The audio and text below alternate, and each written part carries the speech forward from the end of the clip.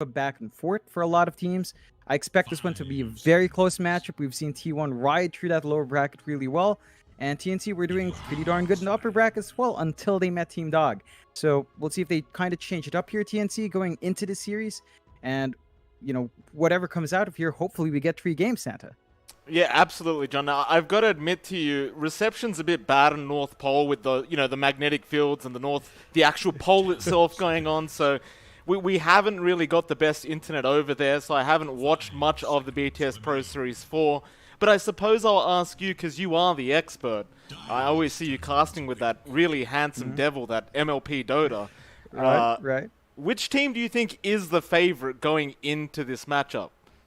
That's a tough one. I think on paper, a lot of people would probably give TNC a bit of an edge. I would personally say, I'm going to say T1 for myself. I think watching T1 go through the changes they have, watching specifically Cuckoo and Whitemon really work their teams, and with how much then they enable Jackie, I think if TNC is not ready to punish Jackie's farm and play the farming game as well with Gabby, I think there's a big chance Jackie's going to get a bit more use on the map. So remains to be seen, but I would give a slight edge to T1. I just feel like their playstyle has been a lot more aggressive, and that has been able to really enable Jackie just sitting back and farm there just fine.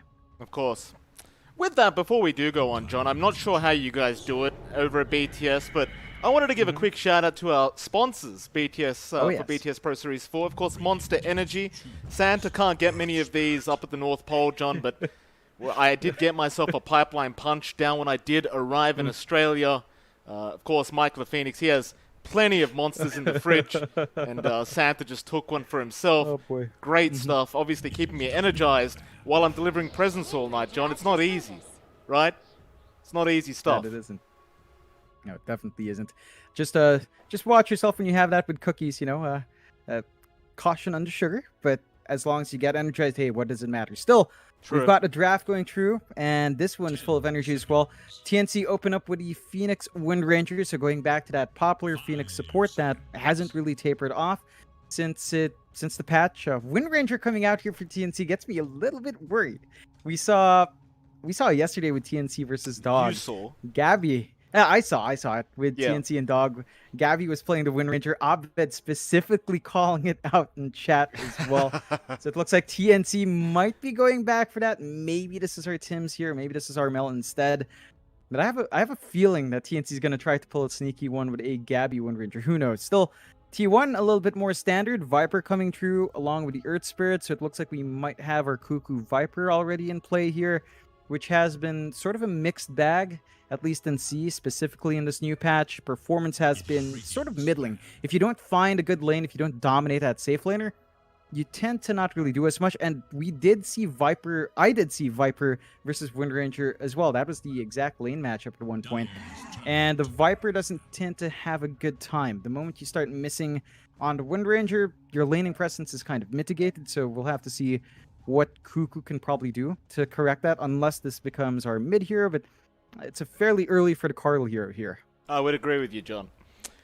I don't really like the Wind Ranger as well. I mean, I know you pointed it out and you said it might be the Gabby hero, and it was, I believe, played yesterday from Gabby, and obviously it did not work out in their favor. We'll see what they do with it, though. Of course, they could just run it as a position 4. Maybe they have something special up their sleeves. Only time will tell.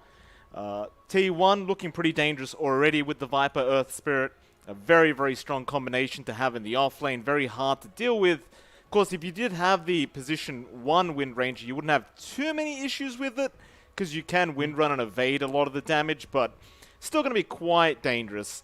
Nevertheless, moving on, John, we've got to go into the next pick phase. And, of course, we are going to have to wait for the bans to come out. But I am liking what I see from T1 already. Yeah, it's a really strong opener. It's pretty cancerous to deal with. Just curious what they build on top of it. They are sort of lacking control. I mean, Earth Spirit is nice. You would want some additional control there, but Zephyr Earth Spirit is a treat to watch.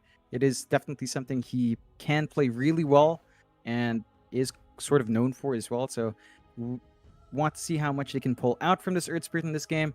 You can see TNC being a bit preemptive in their bans, taking out the Arc Warden, taking out the Spectre. So they're forcing Jackie to have a certain pool of heroes. They're choosing their poison here. Could still get the PA perhaps, although I don't know if you can fit a Slardar in with a Viper in the pool already for T1, but PA has been fairly popular. Jackie enjoys it immensely, and it would send a bit of a message, right? You start your first game, you have Gabby in the opposing team. If you do pick that PA, that's saying a lot of confidence from T1 if they do manage to pick it up. Absolutely. Of course, John, did you point out the fact that you appear to be wearing a barong, if I remember the words? Very nice. You look very handsome, sir. Are you getting married later on after the cast, or? No. You know, it's Christmas. It's almost Christmas time. It's we've got Santa. I'm just, you know, dressed for the occasion. It's a great honor to have Santa. Thank you. So one has to dress up. Thank you for that. You are a splendid gentleman. You know that. TNC Predator, their third pickup now. Obviously, they are lacking some team fight. You've got the nice egg going on. You've got the shackles, but that's not going to be enough. You want something to try and combo with the egg here. And, well, they bring up the Mirana. So that does indicate that we aren't going to see the Pos 4 Wind Ranger here. It should be the Tim's Mirana, naturally, because he never misses arrows. So you would just want to have him playing that hero. And I'm still feeling like we are lacking a bit of team fight. Honestly, like there's a lot of single target kind of disable. I need a bit more than this. I need something like an offlane Mars to really combo with this Phoenix, I believe. Definitely. That Mars is still available. It's been left in the pool. Heck, even something funky like, say, offlane Void, which I don't think we've seen KP do too much, but it's there as well. An Underlord is there as well if you wanted to. You could still flex the Wind Ranger mid for Armel, although again, it's very uncharacteristic of TNC to pick the Armel hero really early on. But if they're expecting a Viper mid, you can just flex a Wind Ranger mid as well to counteract that. So both sides are keeping their cards open. T1 do go into that Crystal Maiden. We've seen this a couple of times. We have actually seen the Shard, although I can't tell if it really did much, as the last time we saw it, they were already kind of winning with the CM Shard. So it felt like the Shard was just the cherry on top. But T1 do pick it up. It's fairly potent, really enables the Viper here. Like the mana spam of Viper and Earthspirit wants to get out in lane. Crystal Maiden does alleviate some of those mana issues early. And of course, the slow is nice, the root is nice as well. So you've got some decent control to follow up in your Earthspirit now as well. Same issues for both sides, lots of single target focus. It's a little bit worse for T1, as at the very least TNC have the Phoenix, which they could still draft at Mars for, as you mentioned, Santa, but it looks like they're going to think about it for a while. Absolutely. They'll have a bit of a think, see what they can get going for themselves. So a reminder to the lovely viewers in chat, I am watching very carefully. Don't be naughty this year. We're only 5 days away from Christmas. And if you want those Arcanas, if you want to get lucky. Ooh, a Brewmaster comes out. This is a KP special, John. The Brewmaster. I mean, you've been calling it for maybe a month or two now. You've been saying you'd love to see the KP Brewmaster pop up. It did receive that buff where you get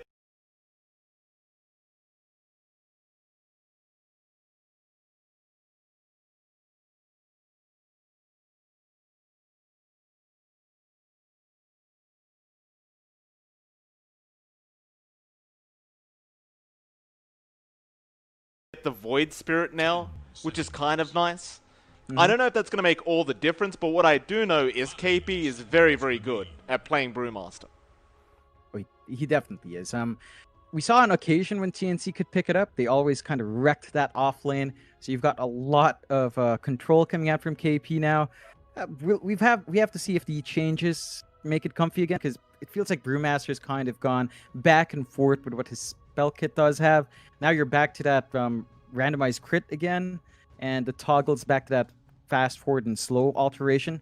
So we'll see if that plays a major factor in how the laning goes. I would love to see the effect of the shards and the ags here, and that additional spirit is really, really nice in terms of utility. So you are tying up your utility here for TNC. Still not the best AoE control, but you can kind of stack all these spells together. T1, they do pick up the Jug, and this is one way to handle the Brewmaster offlane, right? Like, you can spin, you can ignore some of the harassment the Brewmaster will try to bring out. You've got a heal as well to keep yourself healthy, and Omnislash is pretty darn nice in the middle of a fight. Although I suppose the split is going to be an issue in that case. We'll have to see how T1 handles that. Oh, but overall, a decent pick into the Brewmaster lane. But definitely not something that completely gets destroyed by the Brewmaster. It can kind of balance it out. So the effect of KP is sort of mitigated just a bit. It's still annoying, but it's not as bad for the Chug in this case. No, I do agree with you on that. Because we haven't brought up the fact that this isn't really a battle between T1 and TNC, John. It's a battle between March and Febby. That's what it's all about here. That is literally what it's all about. It's not even about these teams anymore. It's literally March versus Febby to see who really is the biggest and greatest Dota 2 Korean superstar. That's what we're trying to figure out here today. T1, last pickup now. They are lacking their mid lane for Armel. So, excuse me, not Armel, this is T1. They are lacking Carl's mid lane. That being said, Armel is also lacking a mid kind of hero for his own side of things. But we'll go to Carl first, see what he does want to pick up. Unless he plays the Viper, but I highly doubt that. I think you do run the Viper Earth Spirit off lane. And they'll go for the Puck. So great lockdown. You've got the Wind Ranger, you've got the Mirana, you've got the Phoenix, all of which are quite mobile until you get Dream Coiled, in which case you aren't mobile at all anymore. And of course, there's a great scalability with the Puck once you go into the Aghanim Scepter. I can't even remember what the Aghanim Shards do because I never played Puck, John, but I'm sure it's something Oh, you know what it is? It's that when you use the silence, you knock people back, right? Yep. All right. It's allows for you to self-break the coil if you position yourself right. Pretty interesting pickup. Not sure if you're going to really rush it, but when you get the Ags, I suppose, gives you that added utility. You still have options here. Cuckoo has played Puck before. He plays offlane Puck as well. I guess T1 can kind of hold the cards really close to the chest and suss out what TNC wants to do. TNC also have that flexibility. I mean, we're assuming a Gabby Wind Ranger, but could still be Armel. So they could just kind of close out in a strange way here. Really interesting draft from T1. Very different from how the last patch was, right? Like, we don't see the Sven here. We don't see the PA. They've both been sort of ignored as well in the bans, which is super surprising. Neither side opting for any of those. So new patch, new heroes. It's starting to look like teams are ready to shake things up a bit. I do agree. That's what we like to see, John. It's finals day. No more kind of sitting back, relaxing, running the old meta. Let's bring the new in. Let's see what this patch has in store for us. TNC, 20 seconds left. Not much time to think. They still need that Armel hero. I mean, he has the Quap available if he wants to go down the Quap route. I don't think it's going to be too bad here if he does want to go down that route. You've got the Kunkka there as well. You can go to the TA. But they're going to go TB. So Armel mid-Wind Ranger then, is what I'm thinking. Looking like it. It ties in quite nicely, though, in terms of what you're laning up against. So it's either the Viper or the Puck. Either one is sort of okay for the Wind Ranger to deal with. It is the Puck here. So it is Cuckoo Viper offlane, which means Gabby... Terrorblade into Viper is sort of manageable as long as you play with your Metamorphosis while that's down. That's not going to be fun. At least you have the Phoenix to heal you up. So there is that back and forth there. We'll see just how much Cuckoo can pump out from that lane. Puck against Wind Ranger, as mentioned, not too bad for the Wind Ranger. You can just clear out waves. Puck can do the same thing. We'll have to watch the Puck as it is a little bit more mobile, but you do have the escape potential with your Wind Run as well. So interesting back and forth. Really strong draft closers here. Rather even in drafts overall. Like, there's the one gaping weakness from both sides is hard lockdown and a huge AoE. So for TNC, it's mainly just their Phoenix with the egg. Maybe you could say KP with all his Brewlings when he does split up is fairly good control in a wide area. But it is sort of split control. Whereas for T1, they've got this Puck a little bit more steady. You've got this wide AoE interrupt at the very least, and with a Ags upgrade and a Shard, potentially you could break that by yourself. So Carl is going to be mainly the initiation here for T1. That means his timings from his mid is going to be key to get T1 finding the fights they want. Well, with that, John, we do go into game number 1 of this lower bracket final between T1 and TNC Predator. And see how this one does go down. Of course, loser of this is going to have to leave the tournament. The winner will go straight through to the grand final, where Team Dog is currently waiting. No holds barred in this series, John. They've got to give it everything they've got. Last games of the year as well for both these teams. So you'd expect a real show on from these two. And of course, Santa forgot to put some settings up, so we'll just fix those quickly.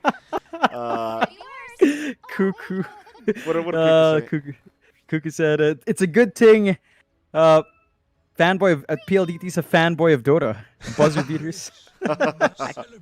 Are they, John? Oh, Are they really fans of Dota?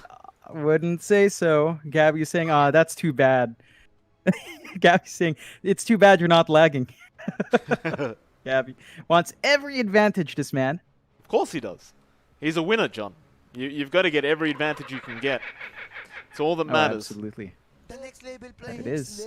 Did you have merienda today, sir? Did I? You know, no. I only had lunch. I had to stay dressed. I had to, stay. I had to fit into this. So no allowances for merienda today, Santa.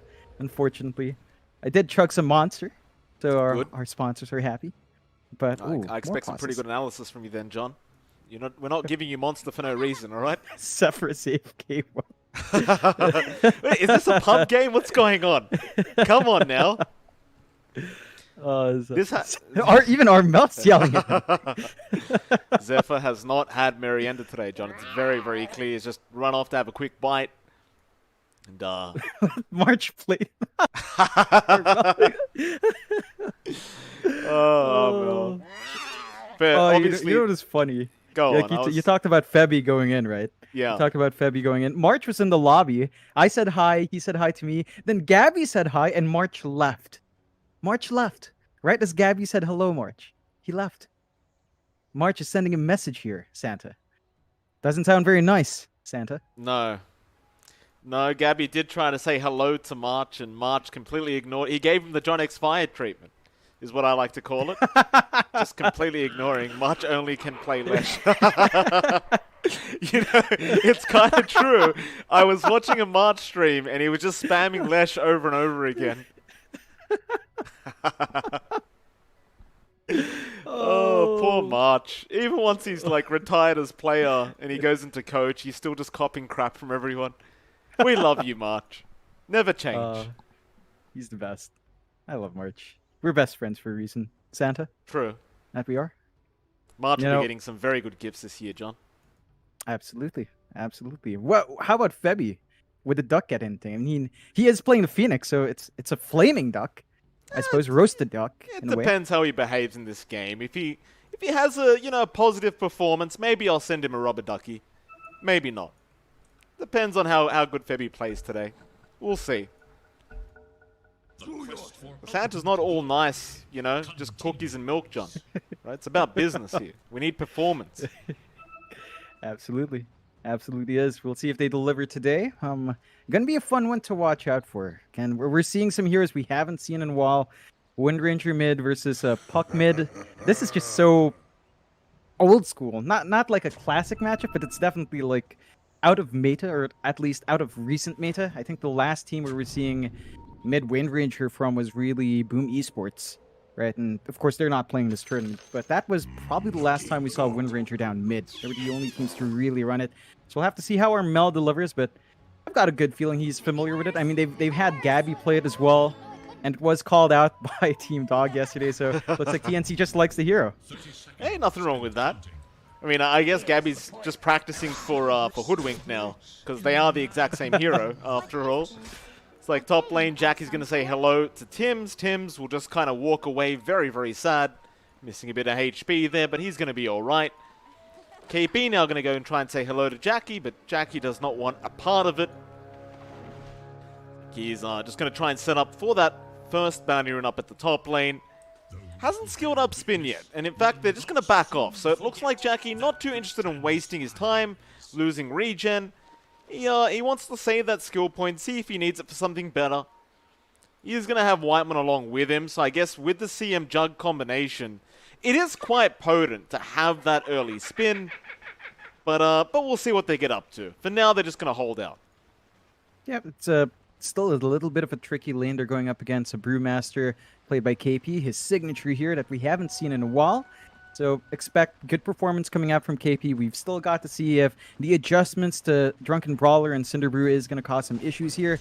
but this is something that KP's very comfy with. He must have seen the numbers, liked what he saw, and encouraged him to pick it up. Good arrow. Yeah, great arrow. Tim's usually always does this, John. He doesn't miss. And we saw it in our first arrow of the game. Jackie just cops one to the backside. Not a very good feeling there for Jackie, but he's going to be all right. Of course, we'll have a look over to the mid lane, where we do see Armel up against Carl. Gotta admit, John, I haven't seen Armel playing the Wind Ranger that much. I believe we have casted it in the past, but it is a very kind of rare occurrence. Do you think it's going to be great up against this Puck? It should be able to hold its own. It's got a get out of jail card for free with a wind run. So if Carl does want to play aggressive with the orb coming in, trying to get right clicks off, well, the wind run's just going to break that off a bit. It should be rather even in terms of farm overall, although you are seeing Carl fall slightly behind, and Armel is getting rewarded for his aggression. He's missing a couple of power shots, but he is forcing Carl to drop really low. Carl's going to have to eat through his second shared tango now. And that will mean that, he's going to have to pop the salve down the line. He might have to pop the fairy fire as well. So he's got to be a bit cautious in this downtime before the power runes come in and before those bottles come out as well. So the rune's going to be extra important for both heroes. That's where Carl should have a slight advantage, but you can never discount a Wind Ranger with Wind Run. Absolutely not. And of course, the last lane that we haven't quite looked at yet, the bot lane, you'll see Febby there up against Zephyr and Cuckoo. And of course, you've got Gabby on his Terrorblade. He's very, very good at this hero as well. Still a very, very tough laning stage here for Gabby, but Febby is trying his absolute best to keep them back and make sure the Viper can't just have a kind of stagnant lane. Although Zephyr now actually getting caught out, he'll go for the Boulder Smash. Try to run away with a nice TP, and he is going to make it out. Ooh. Nice little TP out there from Zephyr, and he actually had a salve on the courier that was coming as he was TPing it back towards that tier 1 tower. And so he will be able to salve up, but the problem is the salve gets cancelled halfway through by Febby. That means he's not going to get quite as much effectiveness out of that salve, but he's still going to be pretty healthy. His top lane is where the kills do happen, apparently. Whitemon able to pick up a kill on to KP. Yeah, it's just that solid spin and root combination you'd expect from the Jug CM. Really stable lane. KP, he was left alone by Tim, so he couldn't really get any sort of relief. Jackie, a bit of poor micro net for you, does get caught out, so at least they get that consolation prize. But KP, this is not a lane he's doing all too well in. You'd expect him to do a bit better, but with Tim's going for, doing Tim's things, pulling the wave perhaps, getting some EXP elsewhere, a solo Brewmaster is fairly vulnerable if it does get caught out. So you will have to watch the movement of Whitemon. He is the setup for that combination, and without any forward vision here, KP just runs the risk of being ambushed every time. Jeez, Carl gets very, very low on that mid lane up against Armel. I believe Armel did land a very nice shackles there onto Carl, and he's going to be all right. He does heal up once again. However, down towards the bot lane, Gabby is going to eventually get chased down by Cuckoo and Zephyr and does end up dying.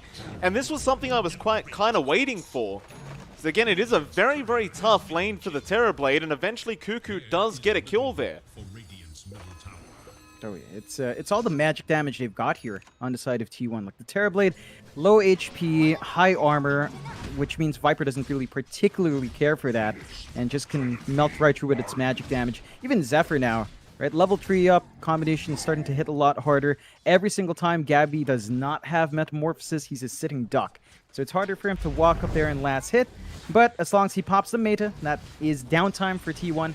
Cuckoo and Zephyr will have to take a step back, wait for that spell to just fade out.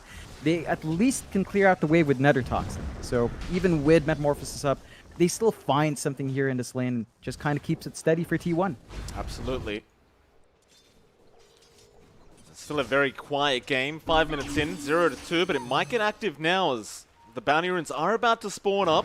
Tim's getting very low on that Mirana. We'll still be able to secure both top bounty runes, but it looks like the bottom ones were also going to be secured by T1 anyway. So a nice even trade with those bounties. The game continues, both teams pretty happy to just keep it going a bit slower. You don't exactly have the most active drafts up until you get past the roughly the 10-minute mark is where I imagine both teams will get a lot more active. For now, though, they are pretty relaxed and just happy to just chill out and farm. I think that is probably the right decision for both teams. I don't think there's anyone really that can get active you know, at the 5-6 minute mark quite yet. Nah, it's going to take both sides some levels to build up, a little bit of farm. I think we're looking at, I mean, you've got 6 in Carl, but he might just wait for level 7, level 8 is when we tend to see the mids rotate out. Of course, our Jug is just getting some steady farm. He can't really expect Jackie to start fighting. He's going for the Mask of Madness build, which I do like to see on Jugs. So his farm is set to escalate if he's left alone and oh. Mid lane, Tims. they do catch out Tims with that Dream Coil. Kick back, oh, great snap there from Zephyr. It's a little combination we didn't really talk about too much, John, but the Dream Coil and kick away can be quite devastating, especially if you are a squishy support like the Mirana. Yep, just a nice pickup there to help Carl escalate as well. So a really timely rotation out from Zephyr, and they've got to watch that kickback from Zephyr. He's already being annoying here. They've got this deep ward, keeping track of that camp in that bot jungle, keeping track of where Gabby's farming. So it's not smooth sailing for Gabby. He's been under pressure down nice bot, arrow. although a good arrow. Yeah, great arrow in from Tims. He's going to punish Zephyr for this, or maybe not the leap. Oh, Tims, he went for a really smart play. Now Febi's courier is going to go down. And Zephyr, he's a man on the run. He's a fugitive right now, John. Tims is going to chase him down. Arrow right to the back, and he should get this kill, though. Zephyr, no. You can't get away from this. Febi will be on the chase. Febi will secure the kill. A very, very close call there for Zephyr. And I just want to point out how smart Tims was there, John. He saw the roll going from Zephyr, and he tried to leap to block the roll away from Zephyr as he wasn't in front. And unfortunately, he mistimed it just by a little bit. But that would have been an amazing play had he leaped and stopped the roll midair. Oh, absolutely. Just a lot of back and forth mechanically there for both sides. And they go again. Yeah, Dreamcore is going to be there. Zephyr, no need to kick him back this time, but they have plenty of control. They'll take him out very easily. And as I'm praising Tims, he does die straight away. So I guess I'll just stop praising people now. Of course, top lane, Jackie is still farming away, and you pointed out the fact that he is going for the Mask of Madness build. He's also just currently top of the net worth board, as we tend to expect from Jackie.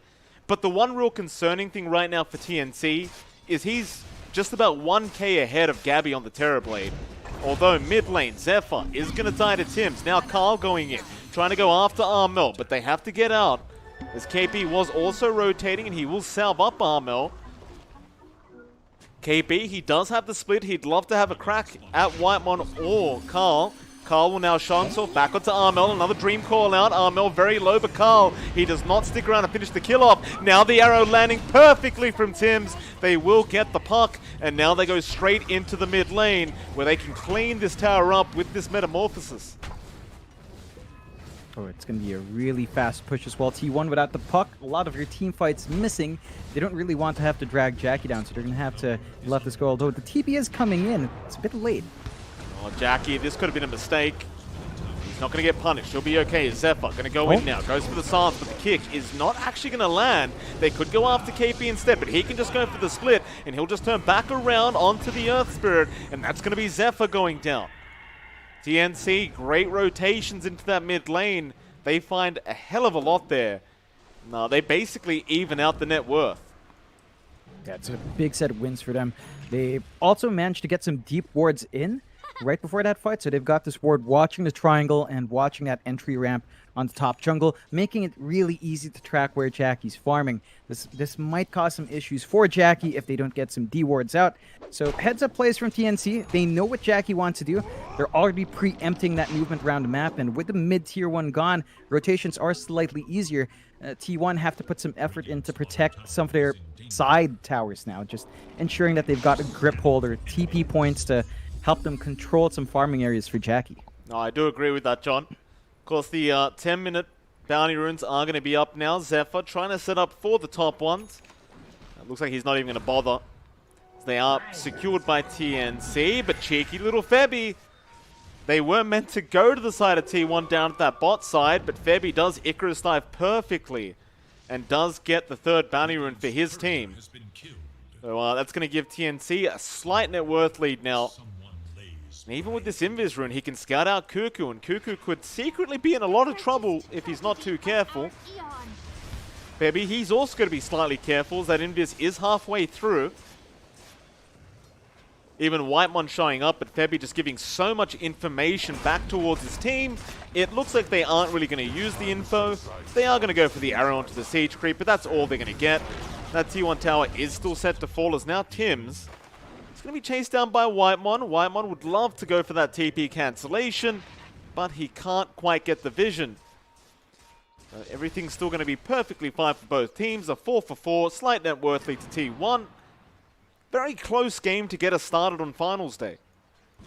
Yeah, it's just an even start. Neither side really finding a major advantage yet, although I'd say TNC, with that mid-tier 1 gone, is a little bit better off in terms of map control. They are setting up for a tier 1 push up top now. It's only Carl to defend. There are 3 heroes up top there from TNC. They've got the split and egg ready. This could be a risky fight for a T1 if they were going to go for a defense, but looks like they're just happy enough finding farm. Jackie is pretty far forward, farming alone, but there's no threat with everyone showing up top. Absolutely. T1, I mean, with this jug, I guess you just don't really feel like fighting too early on if you can avoid it. And we've seen what T1 does with Jackie. They always just allow him to farm, but they have rotated towards the mid-tier 1 tower. Now, if you're TNC, you do have the ability to try and defend this. Problem is, Gabby's meta is on a very long cooldown right now, so on TNC, they're still going to try and slow this down. Of course, Jackie does have the Omni, so they have to be slightly careful, but just with their presence alone, KP, he goes for the front line. They will be able to defend successfully. Of course, Jackie will just go back to farming now. He does want that MKB up ASAP. Problem is for Jackie is Gabby is catching up very, very fast on this TB now. Only about 600 gold behind. Second in net worth, and that is still going to be a pretty big cause of concern for T1 if they don't deal with Gabby. Yeah, he's going to be a hard hero to pin down. He's got his Yasha up. He's going for the Dragon Lance next, so his stats are starting to fly up. And they are slowly but surely just keeping control in that jungle. Those wards we talked about, they're still up there. Whitemon does find one, but the triangle ward still stands. So you still have a lot of information TNC's been able to use quite well. This has enabled Gabby to play that farming game, as they're always sort of, they sort of have an idea as to where T1 is. So they know their Terrorblade's not under threat. This is a bit of a mistake for T1. Gabby is keeping up with Jackie. Like, Jackie's still ahead, but Gabby at this position with the Terrorblade, there is a bit more oomph to the Terrorblade early because of Metamorphosis. It does kind of taper out in mid of the game, but towards the late game it becomes kind of hard to control as well. So there's some spikes here T1 has to be aware of. They do smoke up, trying to hunt Gabby though. They do. And you've had that Omni on cooldown, or off cooldown, for such a long time. You'd love to just commit it if you were Jackie, but he's going to hang out in the mid lane for now as the rest of the team does rotate. Problem is, Febby's going to break the smoke, but Jackie is still going to be targeted with a great silent stream call out, and they burst him down with Whitemon. It truly is Christmas with Whitemon, John. The freezing field does get the job done in a very snowy fashion. Absolutely. Just really ripping through. And that's the one weakness of that Terrorblade. Before the BKB is up, not only are you worried about your Metamorphosis timing, but you're very worried about the magic damage flowing out here from T1. A good rotation out, that's the target they were looking for. They find the mid-tier 1 as well, and they find a double damage rune. So T1 just get everything they can from the map and bring that lead back their way. Not a massive lead though, just about less than 1k. Most of that riding on Jackie. So TNC are still finding their own resources on the map. You look at KP, he's already got the Hood of Defiance, he's got his Urn, starting to build up charges. He's level 10 now, so he's going to hit some pretty good spikes, especially once he hits level 12 with a second level in Primal Split. That could be a very big headache to deal with in the team fights. We haven't seen Febby commit his egg yet. We haven't seen a big enough fight for the egg to drop, but those tools from TNC have yet to be revealed. A game of some sort? KP's going to spot out Carl. Just trying to zone him out from those bounty runes on the top side. It's going to be another 2 for 2. This'll come in handy. So once again, T1, they do manage to get the bottom, and of course TNC get the top bounties. I think TNC right now, as long as Gabby's farming, they're going to be pretty happy. It's he was slowed down quite a bit after that one death he had. Or rather, the second death he had. Problem is, Jackie's about to finish that MKB off. He's just the Demon Edge away, and of course, with his farming speed, it's not going to take very long for Jackie to finish this off.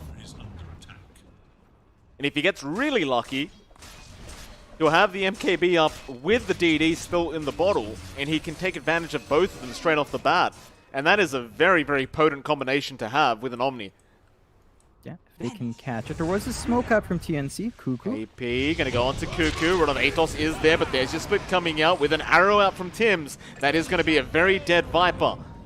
KP trying to have a look for more. Orb is going to be there. Carl goes onto the high ground now on KB. He does not have vision. Mel could power shot for this if he really wants to. They should know Carl is still up there, but he will eventually just orb and jump back down. And it looks like they're just satisfied with the fact that they do kill off Cuckoo.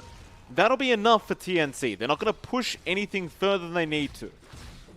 Yeah, it's a core pickup for free. You're not going to be upset about that at all if you're TNC. T1, their Viper has been lagging behind. Definitely the lowest core in their end. Still slightly ahead of KP, so that's a bit of a consolation prize for T1. That the fact that Cuckoo's still somehow farming a little bit better than our Brewmaster is. You do want to keep it that way. We've seen Vipers fall behind, and it's never a pretty picture. So you want Cuckoo to get these aura items up soon. He's saving up for his mech. Once you've got that mech up, you can hold those fights a little bit better, but they spot out Tim. Yeah, they do, and they have the Dream Coil once again. They have the follow-up silence there if they need it, and they probably will, but there's your Atos, there's your kick away. Carl will happily take another kill on the puck, and now has the Blink Dagger up, which is going to be even scarier up against this puck. So you're just not going to feel very safe if you're TNC.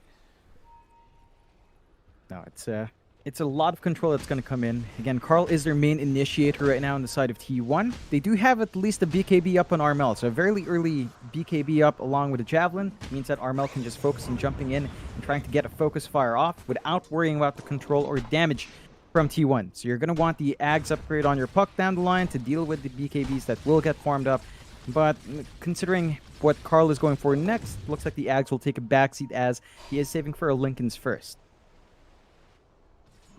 KP going back into that die jungle is going to barely spot out Zephyr, I believe. In fact, Febby's going to run straight into him now, but they're going for someone else. They want Whitemon on the Crystal Maiden. Mel chasing with the Wind Run. Whitemon trying to juke this out, but a nice Shackles is going to be there from Armel. However, now they're kind of surrounded. If T1 want to have a crack at this, they could. But it looks like they do want to wait out Whitemon. And that's fair enough. No point really forcing a fight 4v5. I suppose with only the Crystal Maiden going down, they're not going to be too sad anyway. But Zephyr may also get caught out here. In fact, it looks like KP did not spot him out due to the fact that it is nighttime. Zephyr is also going to be able to walk away. I'm still very concerned for TNC though, John. Like, Jackie's going for an Aghanim Scepter now. He's got the MKB up and they've smoked up. They want to try and make a play with all these items. Level 2 Omni as well is going to be a very dangerous kind of skill up against TNC. We'll see how they do deal with it. They have not seen the MKB yet either. KP, he's going to go in onto Whitemon, who starts with the Freezing Field. However, a Dream Coil is there in the back. They got two massive cores. Moonlight Shadow was there. However, Jackie, he's actually gone down. Mel just locked him down. They had the damage output. On to Carl now. Carl, he'll come out of the air. He's going to try and orb away. It looks like he is going to be able to blink towards the west of the map. But Jackie, I believe it was the Shackles that caught him out from Armel, and he does end up going down. That's the one issue with this build-up on Jackie. He went all in on offense. Mom plus MKB. No Manta style to get a self-dispel or to dodge some of those Shackles if possible. That just means he's vulnerable to control, and TNC managed to get that done. When the Omni Slash doesn't come out, you have nothing to be scared of. So Jackie just couldn't get the DPS out. We saw the Metamorphosis come right through from Gabby, paid off a massive amount in that fight. The Egg also finally dropping, and the team fight of TNC is a lot more consistent if these spells land. Whereas for T1, it really just all falls down to Carl. There's so much pressure in the puck to get control early on to win these fights. Debbie, he's been caught out. No Egg available, but he can Icarus dive away, and he is going to be fine. Another one of the big problems in that last team fight, John. No detection. So Tim's just pops the Moonlight Shadow, and they couldn't do anything. Jackie couldn't commit the Omni because he couldn't see anyone. It was a very, very kind of strange predicament for T1. A bit of a unfortunate mistake to not be carrying a dust. And with that, TNC, they may be feeling confident now with the 4K net worth lead. They may try to smoke themselves once they have meta back up, which is going to be in roughly 50 seconds. Yeah, and that was a risky play out from Jackie as well, who's trying to take the Roche solo as a bit of a bait, but he dropped really low. So fortunately for him, TNC wasn't in position to punish, but he is going to have to walk back. Jackie is now behind Gabby as well in that farming game. So he was only very slightly ahead before that fight. He's definitely far behind now. The Ags might help Jackie's cause, but it starts to become a bit of a back and forth game where it relies heavily on Gabby and him timing himself around Metamorphosis. If he's got Metamorphosis up, then chances are Gabby's just going to win every single engagement.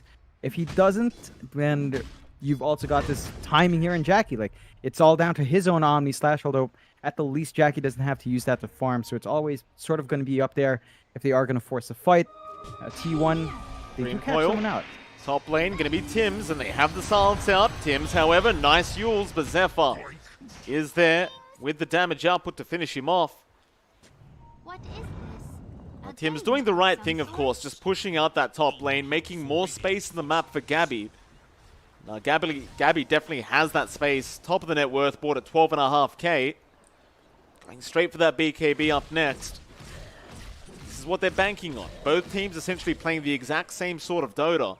The standard 4 protect 1. Just let your carry farm. It is still a very carry-focused kind of meta because we didn't see any economy or map changes.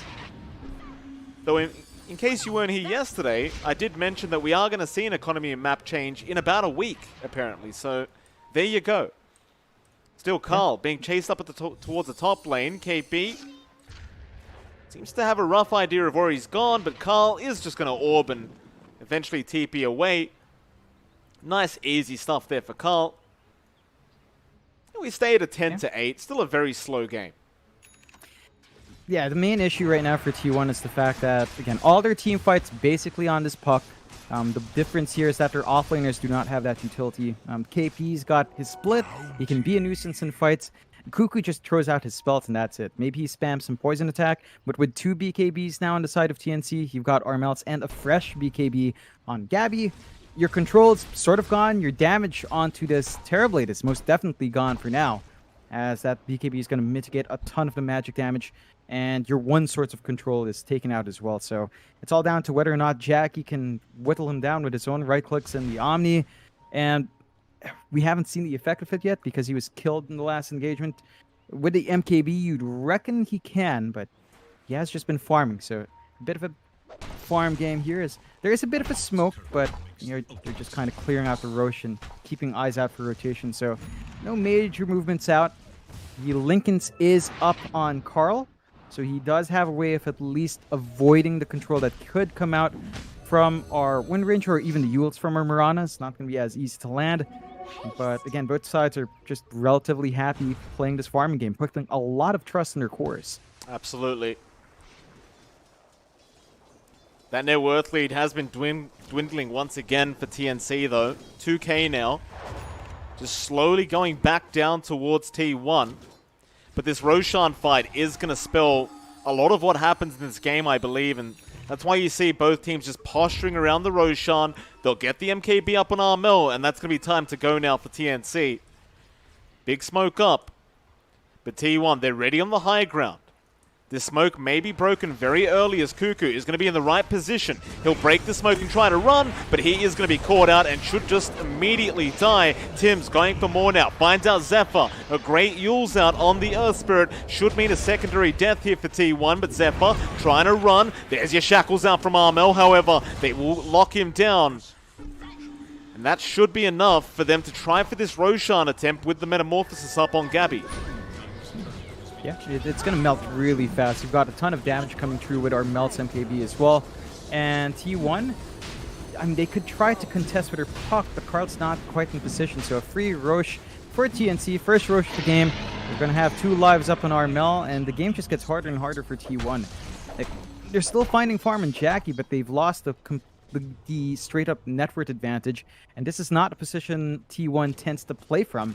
They almost always play from a net worth lead, so they're going to have to really work an advantage out in an engagement, and so far, none of these engagements have gone right for T1.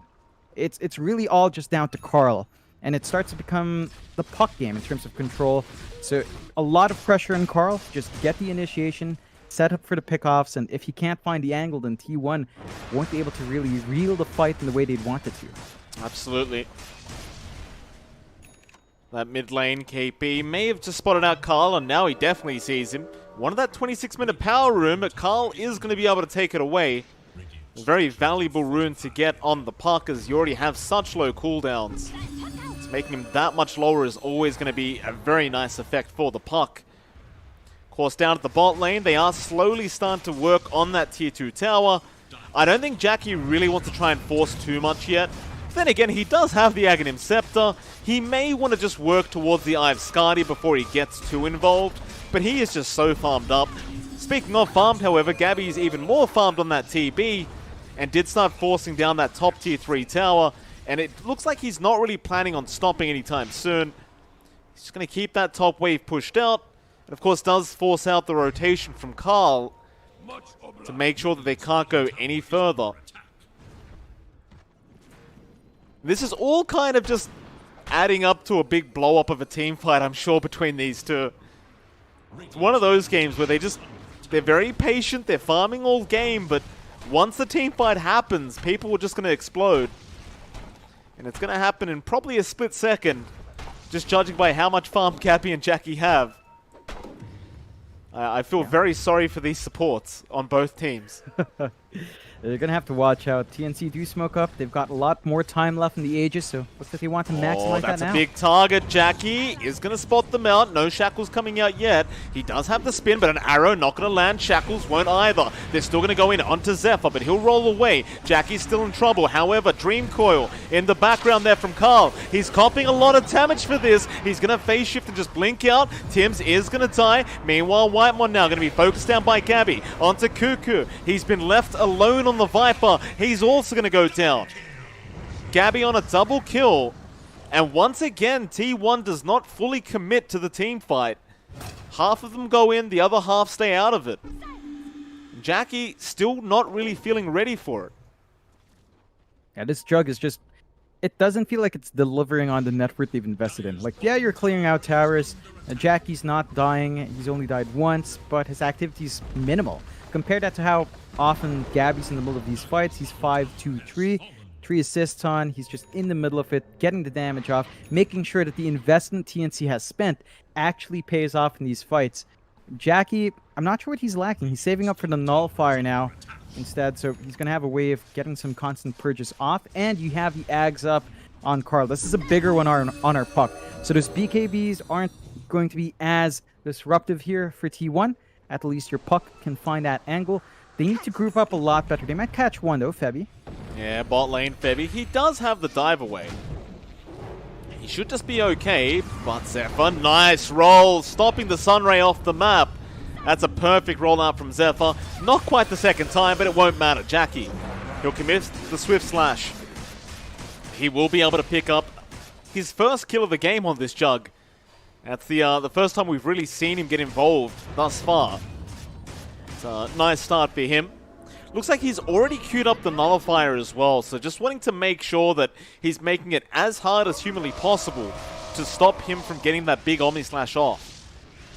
Yeah, it's going to be a nice pickup for him. You are still seeing Jackie fall behind Gabby. He is now 2k behind the Terrorblade, which is never good news. Gabby already has the Scotty up, has an Orb of Destruction on top to amp up his damage, and they go Moonlight again. They might go hunting here. They may. Oh, arrow does connect onto Carl. Carl's going to be alright for now.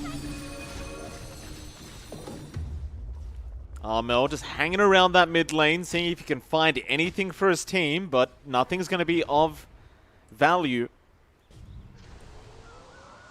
So he does have that new neutral item as well, the Psychic Headband. I do like this one. Plus 12% intelligence, plus 100 cast range. And you even have that Psychic push going on, so it's almost like a Hurricane Pike in some way. Yeah, it's pretty darn nice, especially in something like the Wind Ranger. So you get a little bit more value coming out there with the int. You can see TNC still confident, pushing out lanes. They're the ones in control right now. They've got this not massive lead, but massive momentum Swift lead as slash. well, though. Jackie, he used the Swift Slash to just clear out the wave, but he's in trouble now. Looks like he's going to make his way out. Just pops the healing ward down, and TNC, it looked like they weren't really expecting that to happen. They weren't prepared to jump him when he did go for that creep wave. Gabby very confidently standing in front. Rod of Atos is going to fly out, but the Nether Toxin was off the mark. Gabby, he just does not fear anything right now, but maybe he should, because Zephyr has rolled in, kicks him back in underneath the tier 2 tower, but the shackles, Mel locks two of them in, but there's the Omni Slash coming through. It's just not going to be enough. Gabby survives through all of it, and KB goes for the big split. Freezing field, Whitemon trying to get the job done by himself now, but it is not going to work out in their favor. Gabby still has a Sunder as well. If he needs to play around with it, he'll Sunder Tim's up. Carl, waiting around, will jump back in, does clean up Tim's. Gem is... Did he pick it up? Yeah, he did. Carl is able to get the gem off the deck. But the problem is Gabby is still just pushing away in this mid-tier 2 tower. Zephyr goes for the boulder smash. Now the swift slash out into KB. Shackles, not going to land. The spin is there. A dream coil is out though. Gabby in trouble. Is very low on HP, but is still willing to try and fight this one out. And they just can't finish off the Terrorblade. Or maybe they can. Carl again jumping in. 200 HP on Gabby, but he's just going to run. Febby now to jump back in with a Fire Spirit. And here comes Zephyr with the rollback. Trying to catch out Armel. Is not quite going to be able to get him. And that'll be pretty much it. TNC, I'd say they won that one out. Kind of a close team fight, but it definitely did not go in T1's favor. The only real bright side for T1 there was they still hold on to that mid-tier 2 tower. But that's pretty much it. And I guess the fact that they got a gem. They need a lot more in Jackie. He jumps in with Omni. There's so many targets to bounce to, especially if that Primal Split comes out from KP. And even if you could focus down in the Terrorblade, your damage just really doesn't feel like it's enough. The armor's building up, the stats are up there on Gabby. You do see Jackie pick up a Shadow Blade, perhaps going for that Silver Edge upgrade down the line, so he's going to have a form of break. I don't know if that's going to be enough to handle the damage issue here. It does feel like it's just a way for Jackie to go in and out of these fights, but damage is still the biggest issue. Like, they just don't have that burst. Carl is doing a fantastic job trying to rip up the softer targets, though, but putting all that pressure in one hero, and that's been the story of this entire game, just so much pressure on Carl to deliver, it's not healthy. I think T1 needs to really start to get Jackie on the roll here. After this Shadow Blade, he's actually going for the BKB so he can stand and fight, but it's really an issue of damage. They just have no way of standing and fighting and finding any single kill without committing like 2-3 ults. Yeah, no, I do agree with you on that. The thing was, that last team fight, there was quite a lot around Gabby, so the Omni was bouncing a little bit. But definitely, I would agree, even if it was purely just Gabby, they'd probably still have a few issues taking him out. It's probably based on the fact that his armor is just so damn high on this TB. As now they've smoked up again, they really want that mid-tier 2 tower, but they want to kill first. Gabby's going to show up and just start going after that tier 2, while KB is going to jump in after Cuckoo. He gets a stun off on the Viper. They should be able to burst him down fairly easily, but Cuckoo is still surviving. Now the rest of the team does come in. Carl in the backlines, but they've lost the Viper. Gabby wants to keep going. We'll go on to Zephyr. Zephyr with the Ghost Scepter is going to survive for now, rolling back in, but he's still in massive trouble. Gabby just standing his ground. Jackie trying to spin, but he can't get any damage off yet. He has the Omni, but he's not throwing it out, and he might be in trouble. He'll commit now just to try and survive, but it's nowhere near enough. The Manta's out from Gabby. He forces the bounces, and TNC, they just stand their ground and take all that Omni Slash, and it does absolutely nothing. There's just way too much sustain from TNC. Febby, he gets to stand in the back, he gets a full duration Sunray. There's nothing to stop him from channeling that. Carl's the only option to do that. Again, he's got to jump in, he's got to get his silence off with Winning Rift, but that breaks up your entire initiation as well. And you're seeing TNC, they're so farmed up. You've got a Basher flying up on KP for whatever reason. The Basher Brewmaster is here. You've got the Basher up here on Gabby as well. He was supposed to get his Abyssal, but he lost his Courier. You've got every single spike now on TNC's and T1. so many issues that still need to come out. Like the biggest thing on my mind is like Cuckoo's just not able to do much at all in the Viper. Like, there's not much you can expect from him. Carl is going to be all right. He'll TP out on the tree line. I actually like this this Basher pickup from KP, because obviously he's going to work straight into the Abyssal Blade. And that Abyssal, I mean, just being able to lock the Jug down with some stun is always going to feel nice for KP. Of course, you probably also have one coming out now on Gabby, and yeah, he's got the Basher set up. He's going for that final Vanguard to finish off the full Abyssal. And you're going to have double Abyssals now just flying out onto the Jug and maybe even onto Carl, just to make sure they can burst these guys down before they can really do anything. And that'll make it so you don't solely have to rely on Armel to get all the disables out. Yeah, it just gives them many more options to go in. T1 is just going to be... They have no answers to that. They have no way of blocking off the stuns. They have no way of protecting themselves now in these fights. It's just a 7k lead, which, you know, it's not massive, but if you look at Dota Plus, it's an 89% chance for TNC, and it's been pretty much their way since this game started, so even from the draft. KP being caught out. Rodomatos is there. He does have the split, but he's been silenced up. He's trying to survive, but he just can't do it. Meanwhile, Armella, great shackles out, connecting on two again. He's got both supports there, but Zephyr is going to go into that ghost form. Meanwhile, Febby does kill off the Phoenix, or rather, Carl does kill off the Phoenix. Again. Another great shackles out from Armel. It's not going to lead to much the second time. Both KP and Febby, both going to buy back now. That Roshan is still standing there if both teams want to try and go for it, but of course TNC do commit the buybacks to make sure that T1 can't rush for it. Oh, would you believe it? Oh, yes, Gabby got an illusion escape. Of course he did. Absolutely. Yep. Timely. I mean, right after that Orb of Destruction, into that illusion escape as well, and they smoke up. They want to make use of these buybacks. Oh, nice scan. They do have their ult. Great scan out from TNC as well. They just scan the high ground to see if anyone's up there. They know exactly where they are, so they can preemptively just kind of be ready for the jump in. This is Gabby. He'll go into the Roshan pit himself.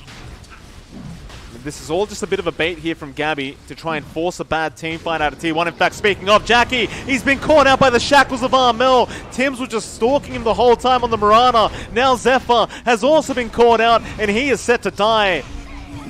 Carl, he's going to try and jump in and delay this Roshan. He could be in danger though. Tim's trying to chase him up. Won't be able to get the Yules off onto the puck. But it won't matter. They'll get something even more valuable.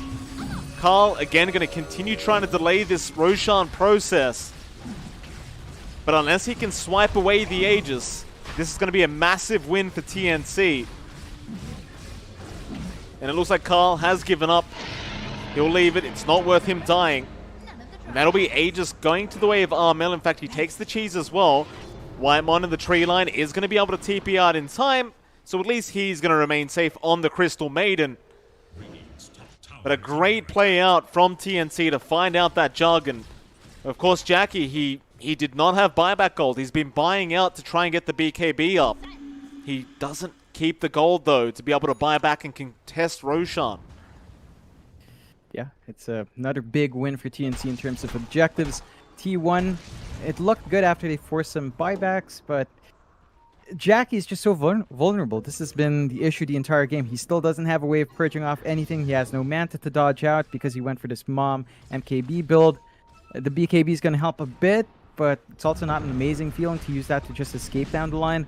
So you've got to really weigh your options here. They take out the outpost here for TNC, getting control in that jungle, and they're just so confident they're running around. Oh, mid lane, Zephyr also being caught out there. Armel once again on that Wind Ranger, being very disruptive and very good at getting these shackles off. We'll see what the plan is, T1. I mean, they've got the BKB up now on Jackie, but you look at that net worth difference. Gabby 10k ahead of the Jug. I mean, Gabby's just out of his mind now. Going for the Daedalus up next. I don't know if they can defend this high ground, especially into the Aegis cheese of Armel. Yeah, it's difficult. They don't have really the best high ground. All they have is the Dream Coil from Carl. That's it. And they're gonna have to play it really well, but the towers just absolutely melt. On the bright side, they did lose that ninja gear. Armel his courier did go down, so he's not holding a neutral item right now.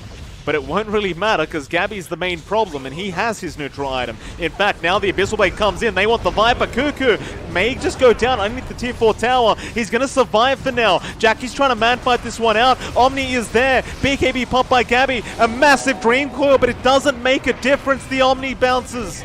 They weren't good enough. They bounced to the illusions. And Cuckoo now is just set to go down. Power shot is out from Armel. A godlike spree on the Wind Ranger. And they're going for tier 4 towers. Jackie still doesn't have buyback. Can they stop Gabby? I don't think they can. Oh. They're going to try. They go in. Gabby, he was the one with the Abyssal Blade going in. He eats the cheese, however. Does he survive? The silence is there. A lot of damage out. Roll back in. They do get the Terror Blade. Gabby just getting a little bit too excited there with that Abyssal moving forward. Does get punished. Now another Dream Core coming out. They've caught out Tim's now. And Marana, silence is out. He's trying to force stuff now. Dagon is there by Carl. The roll not going to connect, but Zephyr is still going to be able to give vision for Carl to jump in and be able to secure that kill. It's still an 11k net worth lead, and they did claim 1 Rax and 1 tier 4 tower. But T1, they are not out of this game 1 quite yet. Yeah, they're holding on. There's a huge disadvantage in net worth now. We're seeing a lot of issues coming out from Jackie. I think it would have been alleviated if he actually did go for a Battle Fury build instead. At least the cleave means you get some damage off in an AoE. But that's not the case. We'll have to see how Jackie deals with this now. It's certainly becoming all about Carl. His puck is the one that's enabling some of the softer targets in the back to fall down. You've got really good backup here from Zephyr as well. And Carl is just going full in on the Dagon. Level 5 Dagon up. He's got the Octarine up as well, so much lower cooldowns and spamming that out. Very, very useful to have on this puck, and does mean that the side of TNC are super vulnerable when the BKBs are down. Wait a goddamn minute though, John. Look at this. Zephyr going for the Aghanim Scepter on the Earth Spirit. Yep. That's what I love to see, John. It's not necessarily going to change how this game's going, but you never know what Zephyr could do with this Ags. It can be very, very powerful in the right hands. Oh yeah, I think it's really nice. It allows them to save, right? Like, especially with Cuckoo. Cuckoo seems to be the bait. And that's all his Viper is good for right now. He stands in the front. Everyone jumps in. If you have this Enchant Remnant, you turn him into stone. You pull him back, keep him safe, and you're out of dodge. That's one way for T1 to really stall it out here. I'm thinking more like you turn the enemy into a stone and kick them into the fountain. Because if Gabby wants to be aggressive like that on the Ancient, you can reach the fountain from the Ancient. Especially if he hasn't got the meta up. And that might be one way to really punish TNC if they get too excited. But apart from that, of course, you did point out the save potential there with that Earth Spirit Ags. Of course, he can save himself and kind of surf his way out of the team fight. But Tim's nice yules out into the arrow. It's a big pickup if they can finish it. And of course, Armel is going to land the shackles on the Wind Ranger. And Carl is going to give a mega kill streak away to Febby on the Phoenix. And speaking of Febby, John, he's also going for his Aghanim Scepter. Yeah, it's going to make his egg have a lot more presence up. And of course, he can save people as well. So you're getting a lot of utility coming out here for TNC. T1, they have smoked up, but they don't have Carl. Could be risky. It's very risky. I mean, Carl just offers so much team fight, and even with the Dagon, you have a bit more kill potential onto Gabby. I just don't know about this from T1. It's definitely very unexpected of them to try for a smoke like this, but I don't think it's going to pay off. They are going to give up on it eventually. They're just going to let this go down. High ground is probably the way to go if you are T1 right now and TNC. Well, they've got a full 50 seconds without Carl. So they could definitely try for this Tier 3 and bot Rax. Even on this high ground, it's still going to be a very, very difficult kind of defense to try and go after. They'll pop the Magnetize early. That's pretty much going to be it. The Magnetizer's gone. It did nothing, as is pretty standard for Magnetize. Doesn't really do too much damage. And, now the Moonlight Shadow's out. 2 Raxes up for TNC. they could just head back and wait for the next Roshan if they want. There's no real rush for them. They're just so far ahead. Yeah, I mean, they can play this game as slow as they'd like. You're at a very safe point here with Gabby. He's not under any major threat. He's saving. I believe he has his refresh flying out here as well. You've got Terrorblade refresh. That means that he doesn't care too much about when his meta is down. As long as he's got the refresh ready. Always nice to see on the Terrorblade. And causes more issues for T1. T1, again, it's really all about Carl ripping the right heroes in the back line. He needs to watch how far forward he is in lane. You do have the Ags here on TNC's end, on Febby. So his egg is a lot more effective. He can save heroes that drop low. And T1 has just never gotten themselves in a position where they can actually focus the egg as well. So still a lot of issues to kind of sort out here. Even the Hex coming out for Tims. They're just so farmed up on TNC. Yeah. And T1's just nowhere near. That Scythe device, it's going to be really problematic, especially if Jackie gets caught out. And of course, he's not going to be expecting this to be on Tims. It's not even Jackie, but Carl is going to be so influential, and if he gets caught out by the X, he's basically dead. T1 playing this very carefully, are going to back off. The Roshan going to be a minute 20 seconds away, so they don't have that option available quite yet for TNC. But knowing TNC, they will just patiently wait for it. They know it's going to be coming up relatively soon.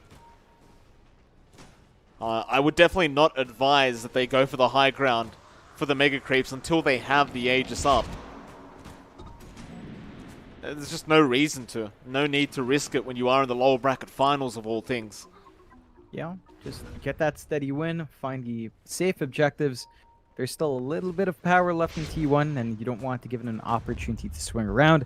You do have some buyback saved up here for the side of T1. At least Carl has his. You've got Zephyr having it, so they've got some potential to go back for a last-minute save as well. TNC, just playing this patient game, keeping that farm up. You might see KP finish up his Abyssal here as well on the Brewmaster. So once that's up, that initiation you talked about is going to come into play. Makes it harder to run around. The one thing that T1 has to play with, though, is the fact that with these shards upgraded in Zephyr, he has vision around the map as well. Oh, Dream Coil is there in the backlines. They caught Armel out, but Gabby's going to get started. Still Jackie with the Omni. Does kill off the Wind Ranger, but now the Abyssal comes in. Jackie is going to die. He will have buyback gold this time around, but he is not committing it. Onto Zephyr. Gabby will get the job done very quickly, and Tims looks like he wants to chase down Carl. He's not going to be able to catch him out. However, they have caught out Cuckoo instead. And Cuckoo should eventually just be dead here, although he will try for a cheeky TP play, and he is going to make it. Still a 2-for-1. T1, they may be pretty satisfied with the fact that Armel did go down to Jackie. The problem is they might be forced to buy back because now the Roshan's up for grabs. Yeah, it's not going to take too long with Metamorphosis still running. Even while it's down, it should be relatively quick. T1, limited options. You're going to have to fight into the Aegis Cheese plus the Ag's Blessing now. So you're going to have even more utility coming out here for TNC. At the least, they did manage to finally get some punishment out on Armel. That was his first step of the game. So good amount of gold coming out from them in that pickup. It's just not enough to sway this game fully. Cuckoo did steal the Blessing, it looks like, so... at least he got the courier micro there. Very nice. Where is Cuckoo's courier? It died. Oh. He picked it up and it died. Right. Still stole it, so it's something, but it's not enough to correct the course of this game just yet. Oh, well. Definitely a blessing, excuse the pun, for T1. TNC. Obviously, they're not going to be too unhappy. Where's the, Okay, KP got the Aegis. Fair enough. I suppose they're not really afraid of Gabby dying anymore. Like, he hasn't died for a very long time. He has so many ways to survive. Even the Refresh Asunder if he needs to. Cuckoo mid lane may get caught by Armel, but it looks like Armel didn't actually spot him out.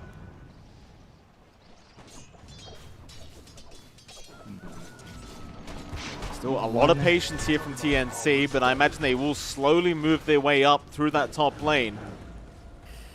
Yeah, they've got the second life. They've got all the items they could ask for. They've got another Hex here on Armel. They've got so much control onto T1. T1, for their part, I think what they're waiting for now is, like, say, Carl's level 30. That would be pretty nice to have all its talents up. He can switch into a right-click build for damage, but again, he's just not itemized to really maximize that, and their towers just fall anyway.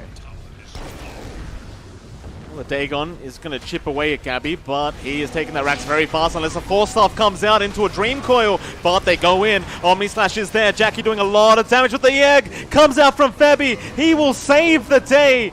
They could not finish Gabby off. And that Omni may have been enough to save, or rather kill, but Gabby now just going to be able to take down Cuckoo into the tier 4 towers they go. Carl going to try and fight, but it's looking very, very tough. They've got to try. They've only got the Swift Slash to play with now, which doesn't really seem like enough. He does commit it, and he does absolutely nothing. And Jackie's been stunned up by the Abyssal Blade. He'll buy back. He's going to have to try and fight, but the arrow comes in. Tim's stuns him up as soon as he buys back. And now the Hex comes out. He is gone. This game looks to be over. Whitemon, he will channel the ulti, trying his best to try and turn this around. It is not going to work out. They are just diving the fountain now. Whitemon trying to run as he buys back Gabby. He wants the rampage. Can he get it? It looks like he can. A rampage for Gabby in game 1 of Final Sunday. And what a way to finish for TNC at 52 minutes in, just about. And honestly, John, with the way that game started, I thought T1 might be able to take this game 1, but TNC just proving to be too strong of a team. Now, I suppose we'll have to see what happens in game 2. Yeah, T1 this time, they tried to go back into that Jackie farm game. They never punished Gabby while that was happening. They never had a big lead coming out on Carl. They also had this really passive offlane. Like, Cuckoo's Viper, I mean, it was holding steady, but it really didn't do as much. Like, you were up on Gabby early, but Gabby just went into the jungle. You didn't follow. And down the line, this is one issue with a Viper off we tend to see. Like, it's a solid laner. It can be an annoying aura carrier to deal with, very tanky in the front. But all you had to play here with beyond Carl's puck was Zephyr's follow-up in the Earth Spirit. Neither of that control was really measurable or really enough to counteract the regen coming through from TNC. So great sun placement from Febby, good sun rays coming out as well.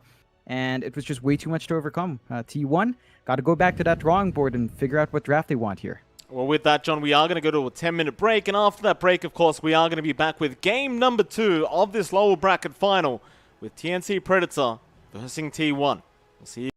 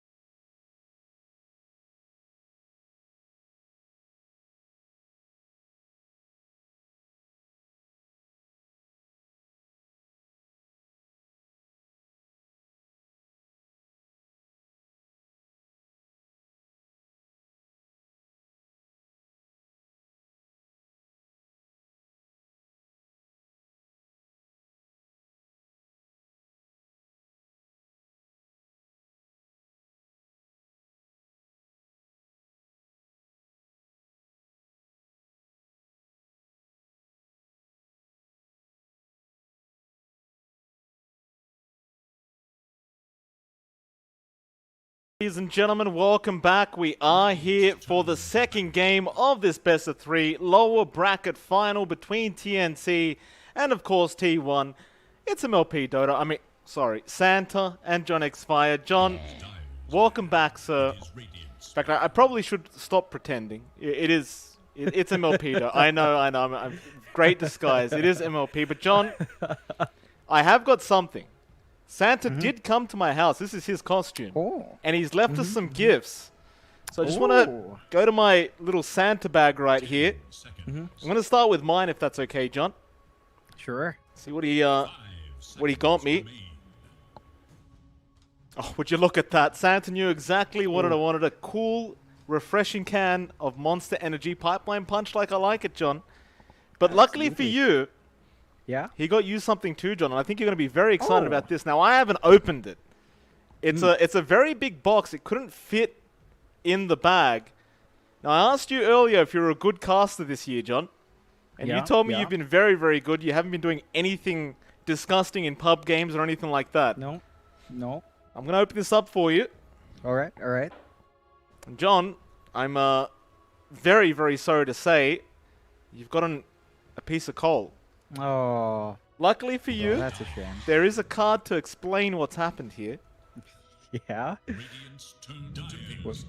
Jonathan, have you been playing position 5 AM again, John? Hey, revolutionaries start somewhere, Mike. You got to break a few eggs to bake a cake. I don't know. That's enough, Jonathan. No more position 5 AM, please. If you see a pos 5 AM in your game, it's probably John X-Fire. Don't hold back in giving him as much crap as possible. Santa, not very happy with you this year, Jonathan. You've gotten coal for being a bad boy in the pubs. Very sorry to see it, John. Regardless. At least I could use that in my plants. I'm dressed up. You know, people said I look like a politician, so hey, I'm a big, powerful guy. I've got a coal plant. Send it right over. Perfect for me, Mike. What are you talking about?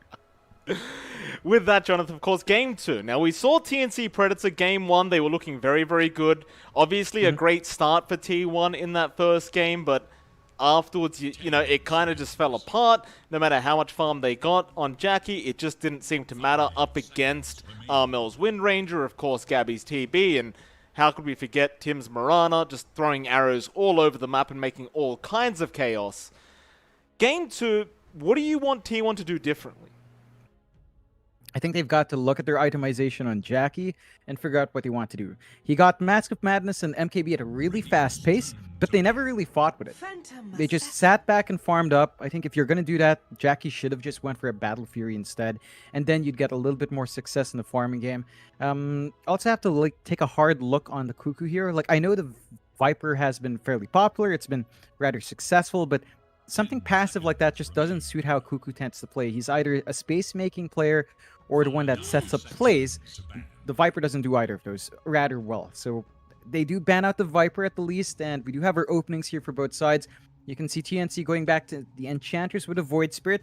So there's a chance here that we're seeing maybe the KP Void Spirit come true.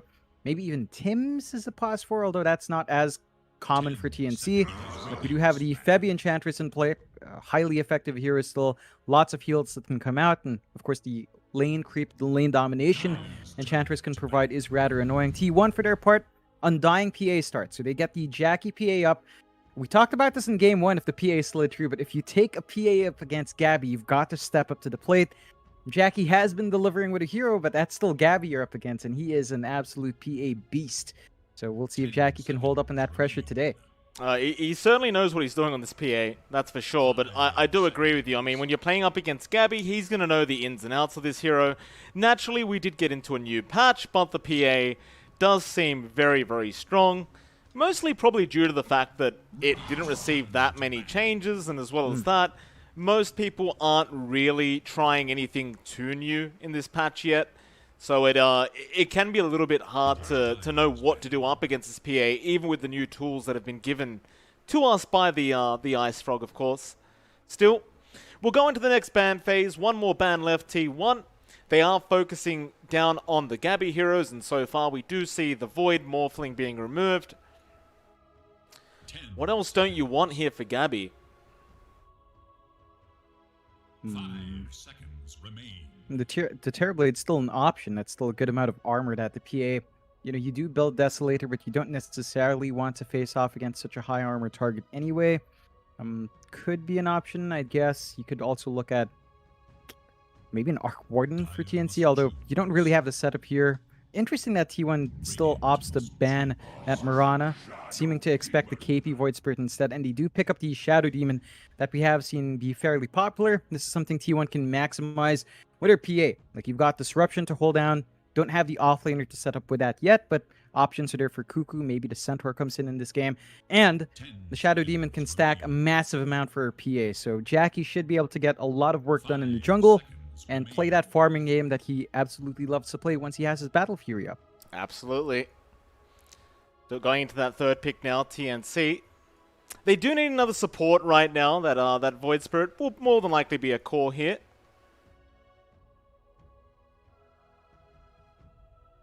And they'll have a bit of a think about it. 1 minute, 15 seconds reserve time left.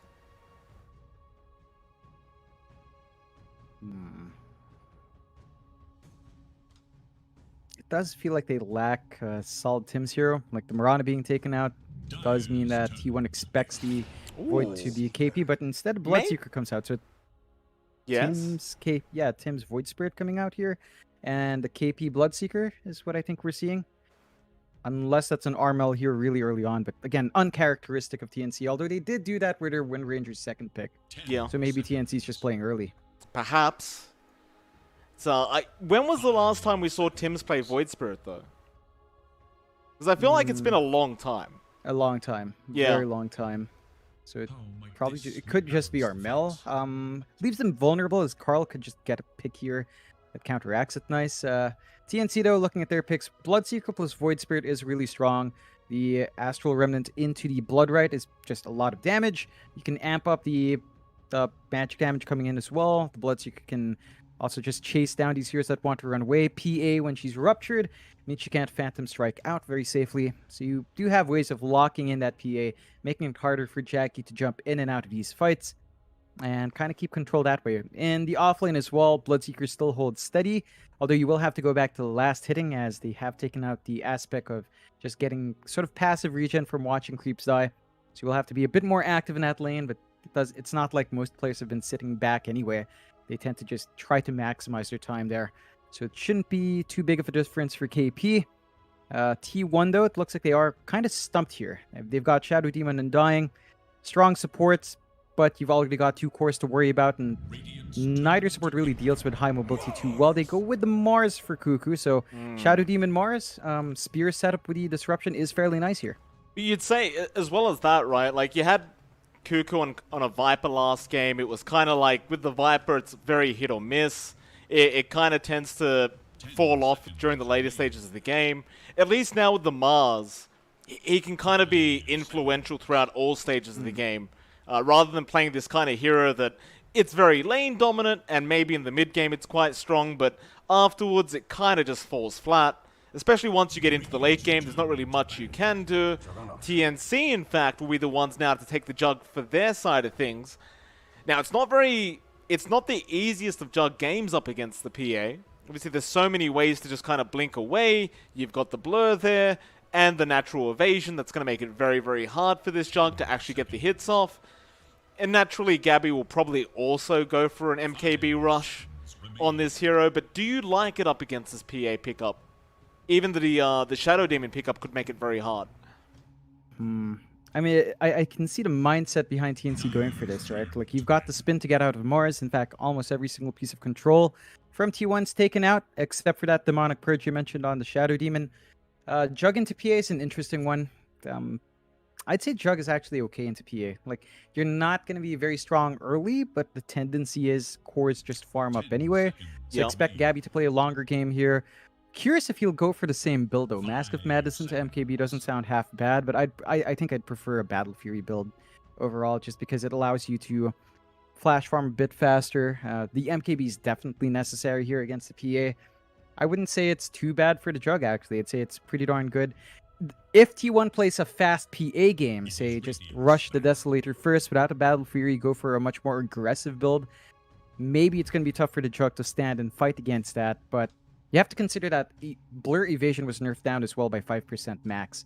So it's still not as durable as it once was as well if you are playing fast. And Jug is just a natural MKB player, so I don't think it's too much of an issue. What I am worried about is if T1 sneaks a last pick that can kind of control that. We're still waiting for a big Carl hero to come out here. And if they find the right one, they can start to punish. I'm not sure what's left, though, that will allow them. I suppose something highly mobile, considering that the lockdown of TNC isn't that reliable in this game. So you might see maybe the puck. That was banned by Queen of Pain. One of the spirits, Ember Spirit, would be okay as well, zipping in and out here just to tie into team fights. You don't really need to worry about Rupture all too often with their invulnerability state and mobility. Maybe even a Storm Spirit if you wanted to. That might be greedy with PA though, but it's a possibility there for T1. Right. Final ban out though, T1. They are banning out what appears to be mid-heroes right now, just getting rid of the puck themselves. 15 seconds reserve time left, so there's not really much time to think about this last ban out. And it'll be the Snapfire, so they just want to make sure there's no kind of shenanigans here from TNC. Suppose the Snap would have been very nice because it's a bit of a flex pick, because you can run it as the 4 or run it in the mid lane. And TNC will finish it off with a Tiny, so you still don't necessarily know who's going to be playing that mid lane and who's going to be playing that pos 4 role in terms of the Void Spirit Tiny. It does appear that it should be the Void Spirit mid and the 4 Tiny, I would argue, but it could go either way. It is kind of hard to tell for now. Yeah, it's really open for TNC. We've seen Armel play the Tiny. That has also been a while, almost as long as we've seen Tim's Void Spirit, but it's something TNC's done before, and we know that it still gets some really decent power spikes. Of course, you've got this nice combination coming out, Mike. Rupture with Toss, always fun to watch. Ooh. T1 go with a cheeky CK close, so it looks like we're seeing the Karl Mars mid and the Cuckoo off CK, so it looks like the game plan is to crash some PCs. Absolutely. I'd have it no other way, John. Because this CK does seem very valuable this game as well, right? Like, you look at Gabby, the Omni Slash, obviously you'd like as least units as possible around you when you do commit that Omni. The CK going to make it very, very difficult. Very dominant in the laning phase as well, that CK. Doesn't really struggle to last hit. Has such a high kind of base attack. You can't really kill him that easily either. And, well, we'll see what they can get done. T1, they need to win this game number 2 to be able to make it through this lower bracket final, or try to make it to a game 3 at least. TNC 1 game away from making it through to the lower bracket final, and they can make it to the grand final if they win this game too. Of course, Team Dog is going to be waiting around, and let's see how it all pans out. And of course, by the way, Tim's Tiny, Void Spirit in the mid lane for Armel, fair enough. My question still stands though, do they have enough to deal with this CK, assuming Cuckoo does go for the Ags upgrade? They've got decent clear with, say, even just Avalanche plus Bloodright. I'd say Gabby now definitely might really just want to go Battle Fury Rush on the Jug. Battle Fury into MKB sounds a bit awkward, but I think that's the way to go, unless you want to go for a Manta style first afterwards. Still, as the game goes on, I reckon the Jug is going to be enough, but early on it's a very awkward timing, right? Like, it depends on how fast Cuckoo can actually farm up that Ags on the CK. What timings we'll see on that, if they're going to play super aggressive with it, how long they have to stall out here for Jackie this time around. His timings have basically been almost the same on any core. Jackie's just very comfy playing, taking his time, farming up. So we'll see if TNC will get to punish that once more. But I think T1 are pressured to play a bit of a faster game. Like, play with this really fast timing on the Ags, snowball with the Ags, try to play with the arena setups that Carl will give you here, and go from there. TNC, they've got some good scaling with their Jug, although we've seen that fall flat for T1 themselves. We'll have to see if Gabby can maintain a net worth lead here, and then you're sort of comfy with no matter what happens. There is a bit of a timer as well where Tims has to rush his blink. So the blink timing for Tims on the Tiny is going to be extra important. Really allows them to get the setup, and in fact that's their main way of initiation beyond Armel jumping in on his Void Spirit. Tims is his only backup with a blink. So they're going to have to work that up. And it looks like we've got a bit of a toilet break here. Nothing wrong with a bit of a toilet break, John. Everyone needs a bit of a toilet break once in a while. Though I must say, it is quite difficult to go when you are wearing a full Santa suit, John. So I'm kind of stuck just tanking it. And I'll tell you what, this may not have been the smartest idea, because it's we're in the middle of Australian summer right now, and this suit does tend to have multiple layers of very thick cloth. So we kind of talked about it before the game started, John. I did confirm that I would be going with this costume literally the whole grand final, and that's what we're doing. We're not giving up, John. Doesn't matter how hot it gets. Nope. You are a man of your word, Mike. Gonna stick true to it, and it looks like Carl is done. So, That was well quick. played to Carl. Yeah, He's ready. he's been practicing. Very quick stuff from Carl. Should be fun to see how these lanes unfold. The Mars mid, it's actually been a while since we've seen, at least in the games we've covered, where Mars has gone mid. We haven't seen it since groups. We didn't see it at all in groups for us. So Carl should still hold steady. I think the value changes on Mars do make it slightly weird, but it's overall still the same kit. You're still probably going to look for the same timings on your Blink, on your Yules, and it looks like Carl is already sort of preemptively queuing up that Yules on hand. He knows what he wants to go for. He knows what setup he wants. Of course, with the Mars mid, that does mean you're not getting the Shadow Demon Mars combination, as Zephyr's not going to be camping that mid, so any sort of early aggression you can expect with Disruption Spear isn't there. We'll just have to see if Zephyr Cuckoo on the Shadow Demon and CK can get the same aggression out with this duo. Let's see how it all does pan out. The bounty runes are set to spawn in about 30 seconds from now. Well, for now, TNC, they don't seem to be very interested in trying to contest the bottom ones. They are just going to sit back and take it easy while T1 take those bottom bounties. Of course, they are going to be able to get the top bounty runes, so it's not too big of a deal for TNC. It's a very even trade once again for this game number 2.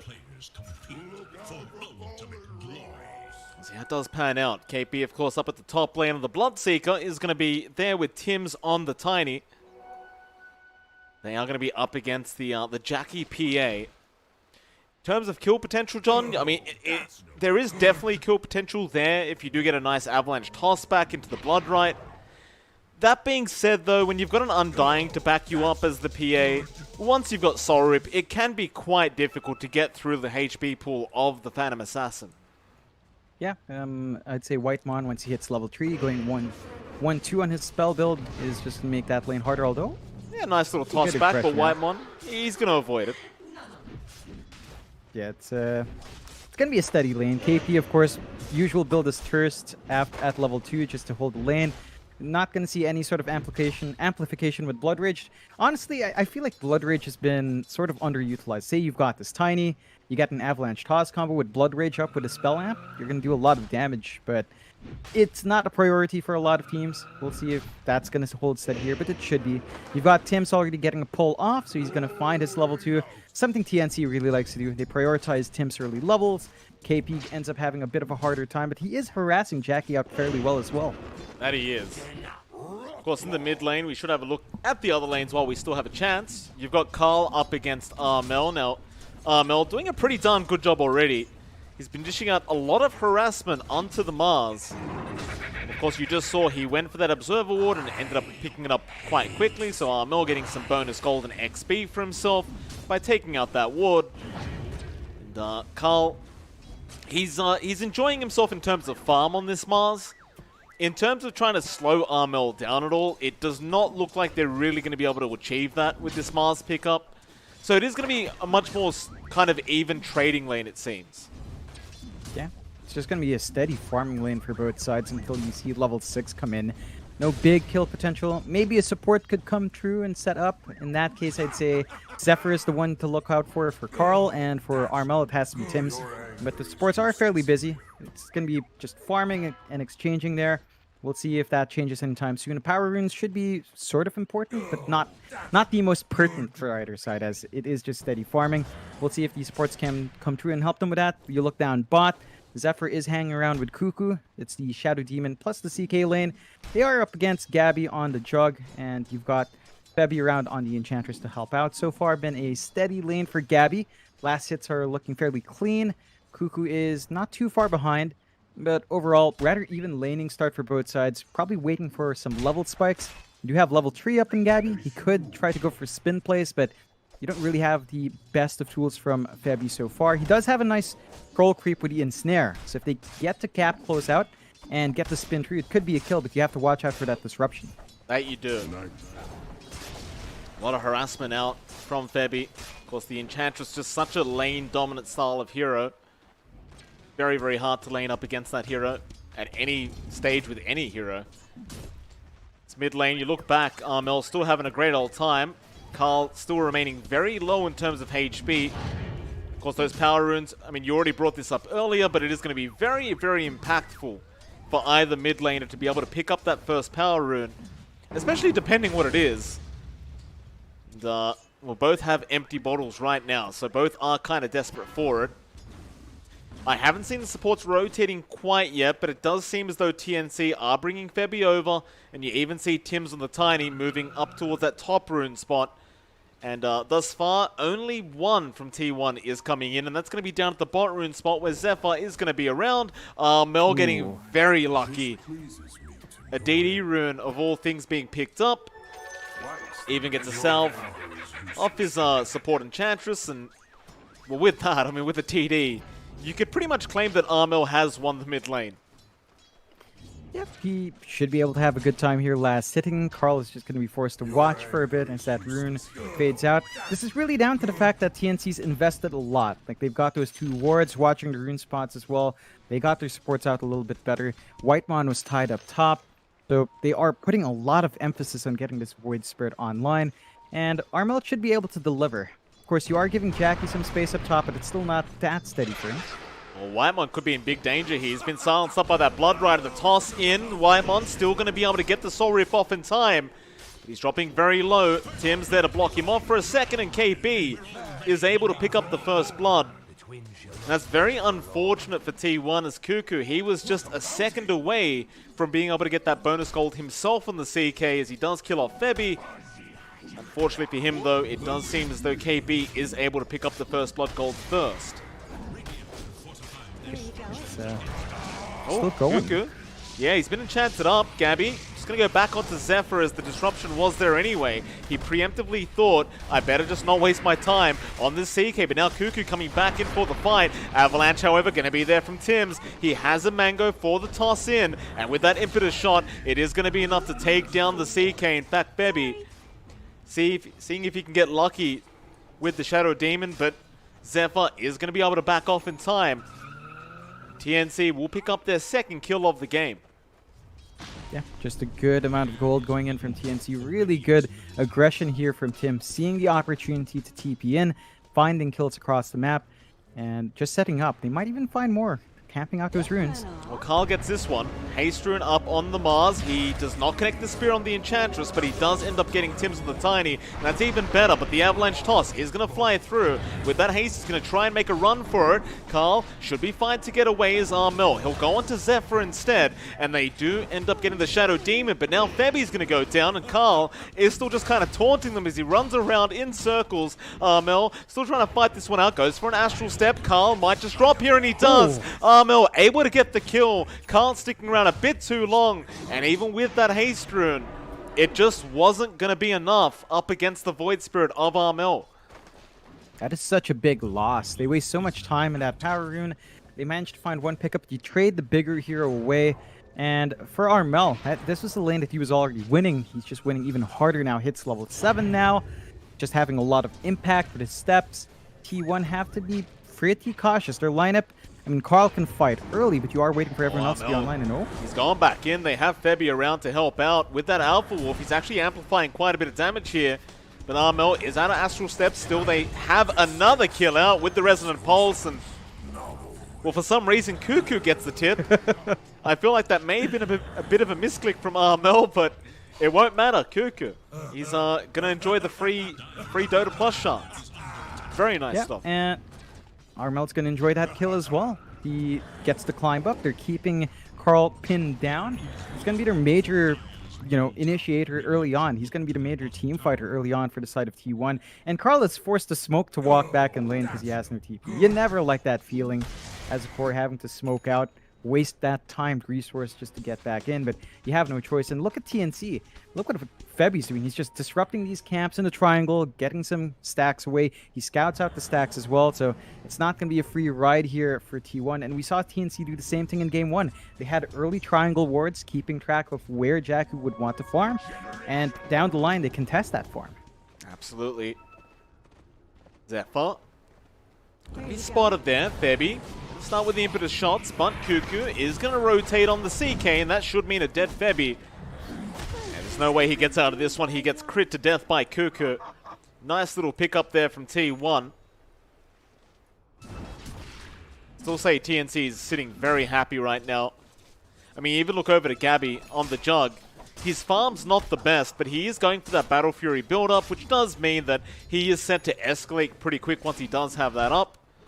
Thing is, Jackie is going for the exact same thing, so it is going to be one of those standard kind of pos 1 farming games between the two. In game 1, though, that did end up favoring Gabby. And as I say that, Cuckoo actually ends up going down at the bot lane. Armel, with the rotation out, does kill off the CK. Yeah, just setting up for Gabby again, helping him get that initial farm into his Battle Fury. And Gabby was a bit behind Cuckoo earlier, kind of corrects itself now. Not too far behind Jackie. I'd say you're a lot more scared of the juggle, though, up top. Oh, Jackie. No, it's not going to be Jackie. It's rather going to be KB getting caught out. Jackie now going to get ruptured up into the blood right, but he is going to be able to survive. That's a nice rotation out from Carl, going after the offlane Bloodseeker.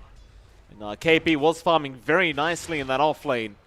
It's going to be a very worthwhile kill for T1. As now Carl will just happily back off. The rest of T1 will just ensure that Jackie continues to have a very nice time up at this top lane. Yeah, they're just making sure that the Battle Fury timing is on point. Looks like we might see it within 15 minutes for sure here for Jackie. And he does have some good stacks up. They just need to be aware that their triangle is just constantly invaded by Febi. They need to punish this Enchantress. They've gotten a couple of kills. They have gotten the D ward off as well. But I'd say the sooner you can clear these stacks, the better, because the Juggernaut can clear it fairly well as well with his spin. And you can even commit the Omni Slash early now if you wanted to. Nice kill there. Armel and Tim's able to clean up Zephyr. And an immediate smoke out. Now Armel, he doesn't have any Astral Step charges. He might be able to get one by the time they reach an opponent. So they are going to be banking quite a bit on the Avalanche Toss opening of Tim's. And they'd love to find this PA who is very low in terms of mana and HP at the moment. But Jackie, it looks like he is barely going to avoid death as TNC are looking into the mid lane. They were having a look at Carl, but Carl has retreated back down to the bot lane. So instead now, TNC, they spot out some stacks and they will happily take those instead. Not the worst, not the most worthwhile smoke out from TNC, but they get something for their trouble. Yep, this is still hurting Jackie a lot more, and they invade that tier 1 bot. Oh. KP not actually spotted out. Wow. So, he's saved. That's kind of insane that they did not spot him out. He is going to be just fine to get out. Now they notice he was there the whole time. And it's just a bit too late, so a nice little sneaky spot there by KB. And while that was happening, mid lane, TNC, they start getting that T1 mid tower pushed in. It is going to be fortified. The siege creep is also going to die. It does make it slightly harder. You can kind of see how confident TNC are around the map right now. They just aren't really afraid of anything from T1. They will just keep occupying this dire jungle. Yeah, they do have stronger heroes early. They've got this Tiny that's very explosive even without the blink. You've got KP who's just making use of the space really nicely in the hard lanes that are left alone. And Armal's just got this way of jumping in and punishing anyway. So it's forcing T1 to play a lot more safe. They've only got the triangle so far to clear out. You do see Jackie starting to clear some of the ancient stacks, but without the Battle Fury, it's all down to Blur. Once that Blur fades, is going to be a bit vulnerable to taking damage. And you see TNC just constantly shoving the top tier 2.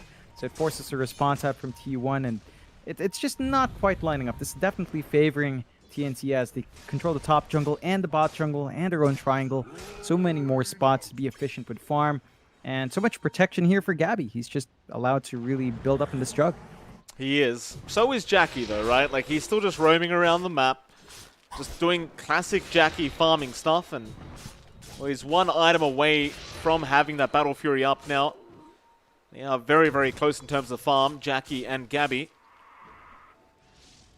Dire jungle is still being occupied by TNC, and they are still looking down that mid-tier 1 tower. You have got the enchanted creep there by Febby, so you can just let that tank for you and you can get started on getting a bit more damage out. Whiteman's going to preemptively drop the tombstone, and Carl was moving in for the arena. But Armel is going to be able to dissimulate away from that position. It's going to be just fine. Is in danger.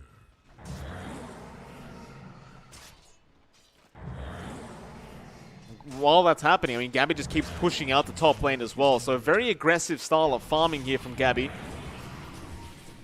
Zephyr going to try and go onto the jug, but Spin is going to be there. Still, he'll go for the Purge instead. He does have his team coming in to back him up, and without this Spin, Gabby, he might be a sitting duck, but a great avalanche out from Tims. Gabby's still trying to... Ooh. What was that damage? Ooh. How many Shadow Poisons do they have on the guy? Carl, you'll find another. Jeez. He took 1,417 magical damage. Jesus. Right. Oh, I think he was also... Yeah, he was affected by Soul Catcher. That just burned right through him. Jackie. Rather unfortunate. He's going to be fine. He just TP's away. KP, no way to cancel the TP yet. That was a lot of damage out. I didn't quite see the Shadow Poison stack, so I wasn't aware that that was kind of happening from Zephyr. But boy, oh boy, they just blew Gabby up. Yep, just a lot of damage coming through. You got to respect the damage on the Shadow Demon. It can really nuke you down. You don't have any stat items here on Gabby. So putting a dent in the jug here, big win for T1, drags that net worth lead down. They are catching out one big hero here, though. Yeah, Jackie getting caught with his pants down. Just not going to feel very good for him. Carl still going to come in. A nice spear out. He catches out Armel. And with that, the Purge does come in, though Armel is going to dissimulate. Pops the illusions as well. Shadow Poison, it's only going to be one stack. So he's going to be able to survive through all this damage output. That was a lot committed by T1, and they don't really get much out of it. Yeah, and they lose their big hero as well. Jackie just too far forward. He does have his Battle Fury up. This is when Jackie should just go back in that jungle, clear out the stacks again. The support should just build up some stacks, and rather awkward pause typing as Cuckoo is alone up top, and you see Gabby, and you've also got Armel freshly TP'd in. Might be looking to reveal this fresh Yule's up for a kill. Uh-oh. Can Gabby get this kill, though? It's no Phantasm on Cuckoo. He does have the illusion already out, though. Armel is around the corner, so that's definitely going to help. In fact, with Armel there, that probably is going to be more than enough. There's a creep wave coming in, though. So Omni Slash is not going to be as strong, as it's not too far off. If it stalls out for like a second or two, that creep wave is going to be right inside bounce range. Not going to be very comfy for Gabby. And it's a bit of a risk to take a fight. Like, if you win this fight, you might have your Claymore ready to go very fast and finish up that Battle Fury for Gabby. If you don't win, well, then it's kind of a waste of time. But they have a wave to clear out at least. But we'll see what happens. Seems like some lag issues here. Cuckoo was the one to say that Dota was favored by his ISP. Doesn't look like the case right now, Cuckoo. You know, bit preemptive with your claim there earlier. Yeah, it definitely was a bit preemptive for sure. I'd say any kind of comment is pretty preemptive when it comes to that specific company. Still, we wait for Cuckoo to be back. Let's reconnect very, very quickly.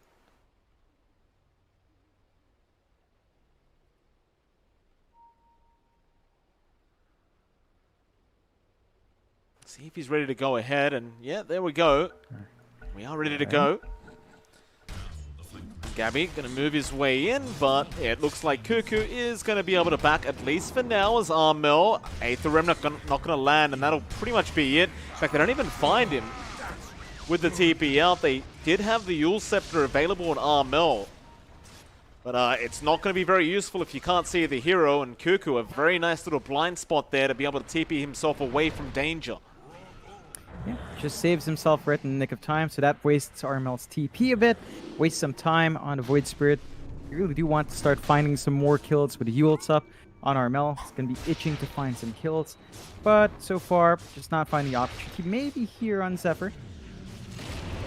Zephyr would be nice. They have caught him. Zephyr is going to go for the disruption, but he is in big, big trouble. Just delaying the inevitable there, and KP will take the kill with the Blood Right.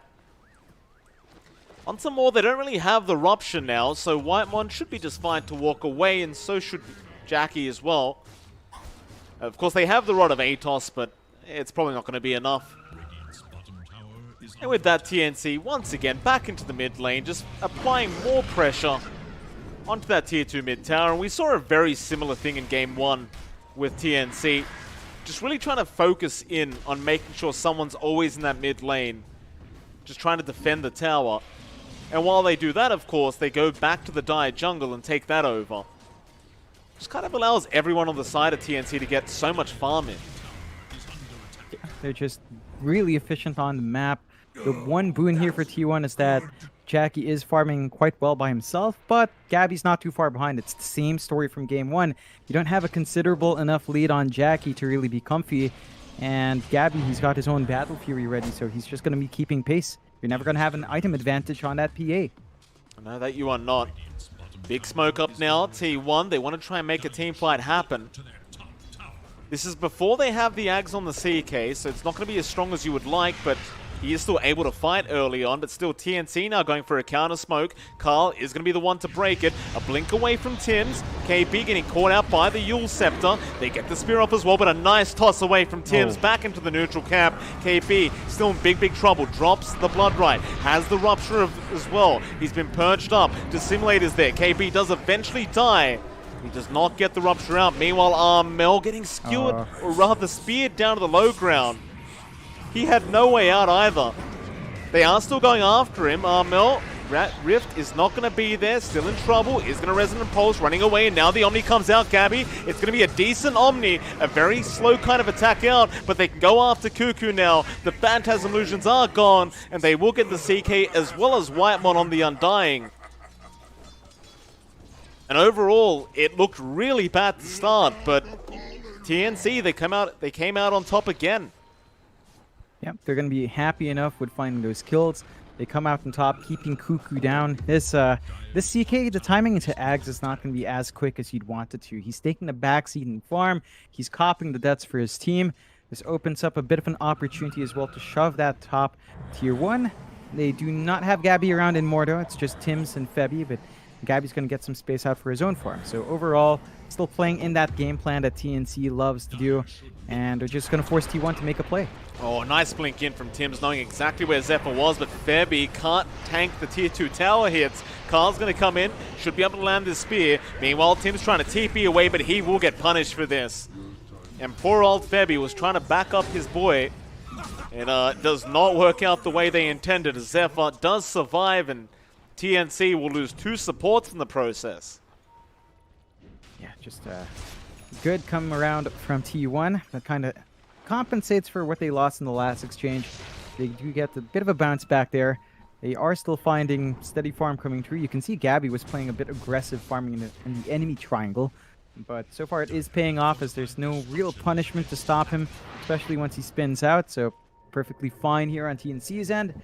They are still waiting for T1 to finish up this Ags on Cuckoo, but they have this Desolator up on Jackie. So he can start melting some heroes if he wants to jump in, get some damage off. The BKB is going to be a lot more important though.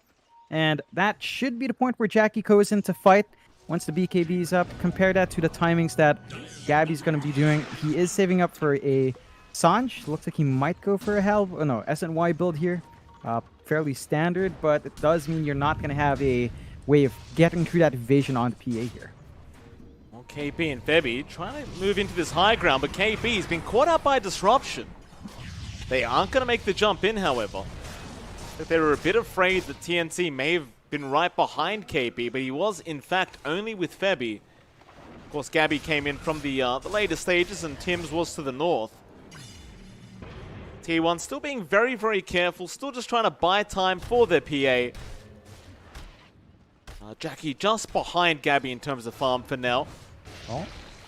Top lane, Arena has been dropped. Mel going to be in danger, is going to simulate back up to the high ground, and now the Omni does come out once again from Gabby. It doesn't kill anyone off though. They'll turn back around. Mel is going to die, but Tims jumps in. He kills off Cuckoo on the CK. It's going to be a 1-for-1 as Tims tries to TP away. He will get punished by Jackie, and now they go into Febby, who's just trying to run, but he will not make it out either.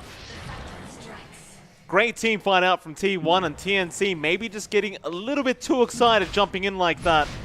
The Jug is going to take a bit more farm to be as effective as they would have hoped. Yeah, it's just a slower pace of game for the Jug. You just don't have this early spike with the great crit that you have on the PA. You've also got great durability. SNY is done on Gabby, but he's saving up for that MKB, and that does mean Baroche is set to go for T1. You don't have any heroes up here from TNC to counteract this. They are sort of close by, though, so they might still opt to do something here. They may. On right does Zephyr. fly. Oh, Zephyr. Oh, poor old Zephyr. Gabby's just going to stand there like, wait a minute, did that just... I guess it did just happen.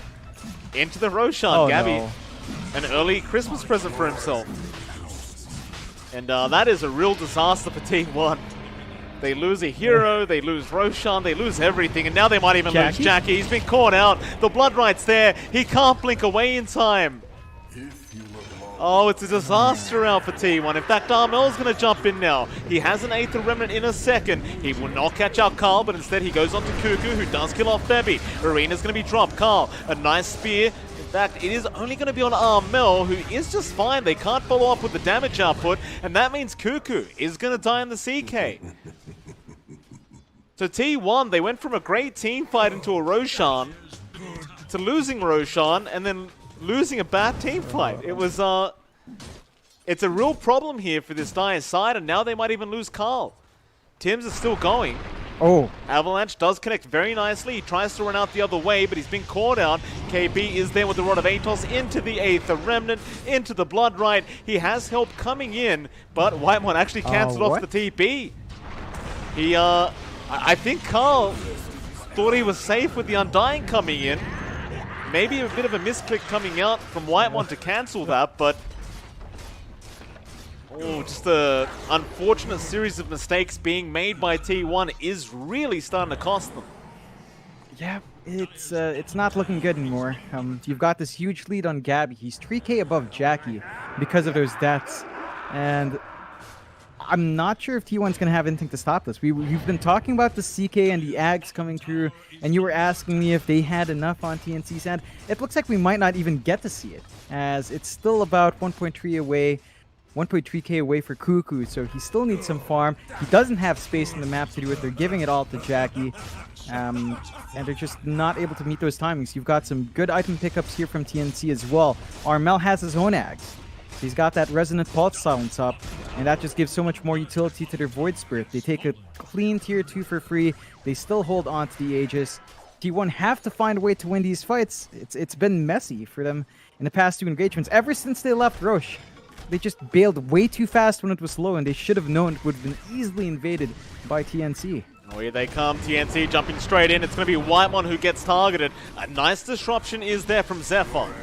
He will save the day for now. Whitemon will just heal up with the Soul Rip. If we're talking 5v5 team fight right now, I don't necessarily think TNC is going to outright win out the team fight. I still think you are very worried about the Jackie PA in comparison to the Gabby, the Gabby Jug right now.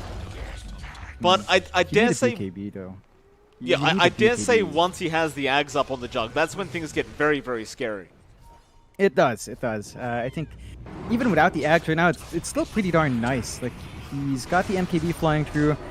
Jackie needs this BKB, and he needs to use these initial charges very well in the middle of a fight. Even then, it's not necessarily going to keep you too safe, but it does increase your chances. Still, the high ground's being melted, and well, Gabby's got to watch out for the magic damage from Zephyr. He still has the Aegis, so he is kind of confident here. Eventually, he will back out. That Shadow Poison, it does really do a lot if you get enough stacks up. Still a big smoke out now, TNC. Of course, they did see Jackie down towards the south of the map, so they could rotate that way if they wish. But it looks like the smoke was, in fact, broken by Carl on the Mars. So now Jackie, well aware that they were trying to smoke into himself, and he's just going to go back towards his own base. While the rest of TNC, they'll just continue controlling up the map. They do give the Dire jungle back the way of T1, but they get the triangle for themselves, which is a bit more valuable. And in fact, they aren't going to give it away for too long either. Armel's going to start roaming through this Dire jungle, and in fact, he does find out Zephyr. Aether Remnant is going to lock him down. The blood right there with the Rod of Atos. And poor old Zephyr just can't do anything about it. Like now, Carl is going to get run into by Gabby, but he does have the Yules up. He will be able to just use it and get himself to safety immediately. Yeah, they've stalled out long enough here on T1 to have that BKB up on Jackie. Now the key thing is to use this well, to get their initiation right. They've got the Ags up on Cuckoo. They have used it, but they haven't shown it in a big fight. So they're going to have to get that off next. You do have the tools to start fighting now for T1. Amel. It's just a bit difficult. He's called the CK out. Cuckoo, gotta be cautious. He's been silenced as well. He needs to run, but the Omni is gonna fly out. He gets the Axe ulti off, but Whitemon is not gonna be saved. Well, KP getting the wrong illusion, and Carl will let him know about it. While that was happening, of course, the Aegis does also expire on Gabby. So they'll back off, they'll get back towards trying to farm up that Aghanim Scepter on Gabby. And for T1, I mean, the PA is looking strong, but nowhere near strong enough. No, it's just not off to that running start you'd expect. They've been very passive with this fresh BKB on Jackie. Looks like they want to wait for the Basher, maybe even the Abyssal to be done up first. But that is going to be a little bit more time. The map control issue that you've been mentioning is still in play. Look at all the wards here from TNC watching the triangle, watching the entrance ramp in that top jungle as well. Nowhere safe for T1 to roam with, and they do smoke up. They want to actually maybe get a good team fight going. They're going to have the Phantasm back up in about 10 seconds, so this is a good chance to get that off and get a win. Into the mid lane, Armel would be a massive pick-off to get. And they get the Yule Scepter off. Carl is going to drop the arena and gets the spear. And that should be one dead Armel. And it will be. Carl will return the tip back towards Armel now. Into that mid-tier 1 tower they go. Jackie trying to get some damage out. They don't have a creep wave, but it doesn't matter because it is a tier 1 tower. They can slowly but surely just deal with it. That'll be it for T1. They get an objective, they get a kill, they'll get back to farming.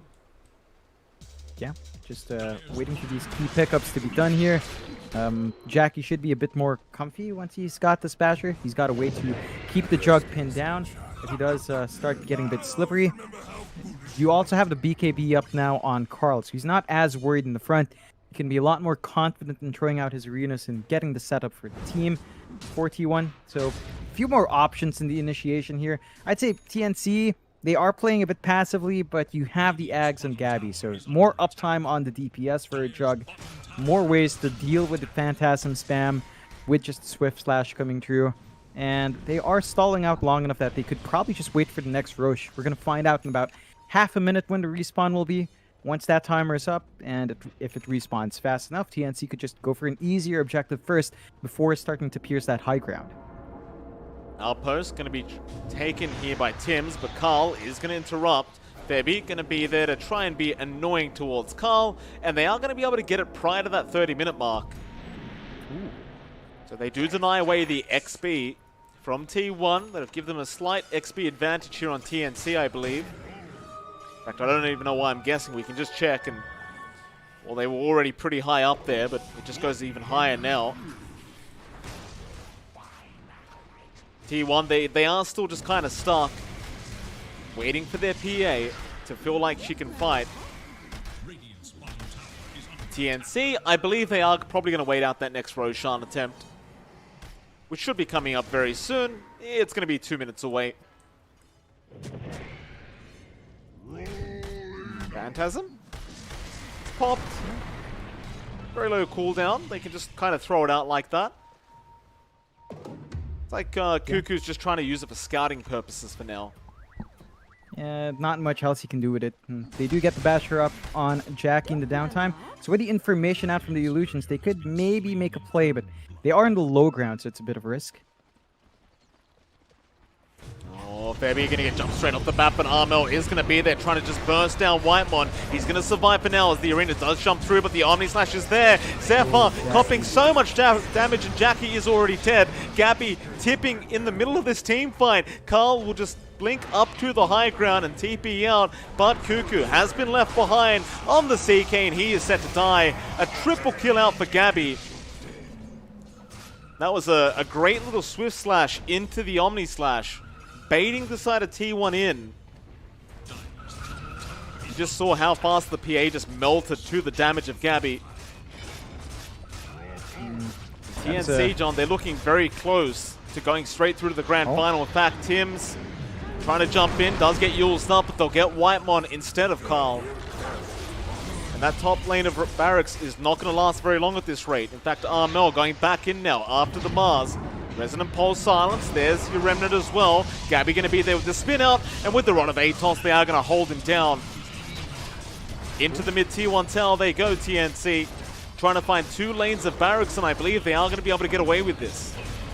Yeah, there's just no defense here from T1. No buybacks. They need their Mars up to really force the fight out. They're probably going to lose all their racks, quite honestly. There's just nothing to stop TNC. Buyback is up on Carl, but this is just ridiculous. Gabby has the shard up as well, so he's got an extra attack from his Blade Fury while he's spinning. Always nice to see these shards being picked up.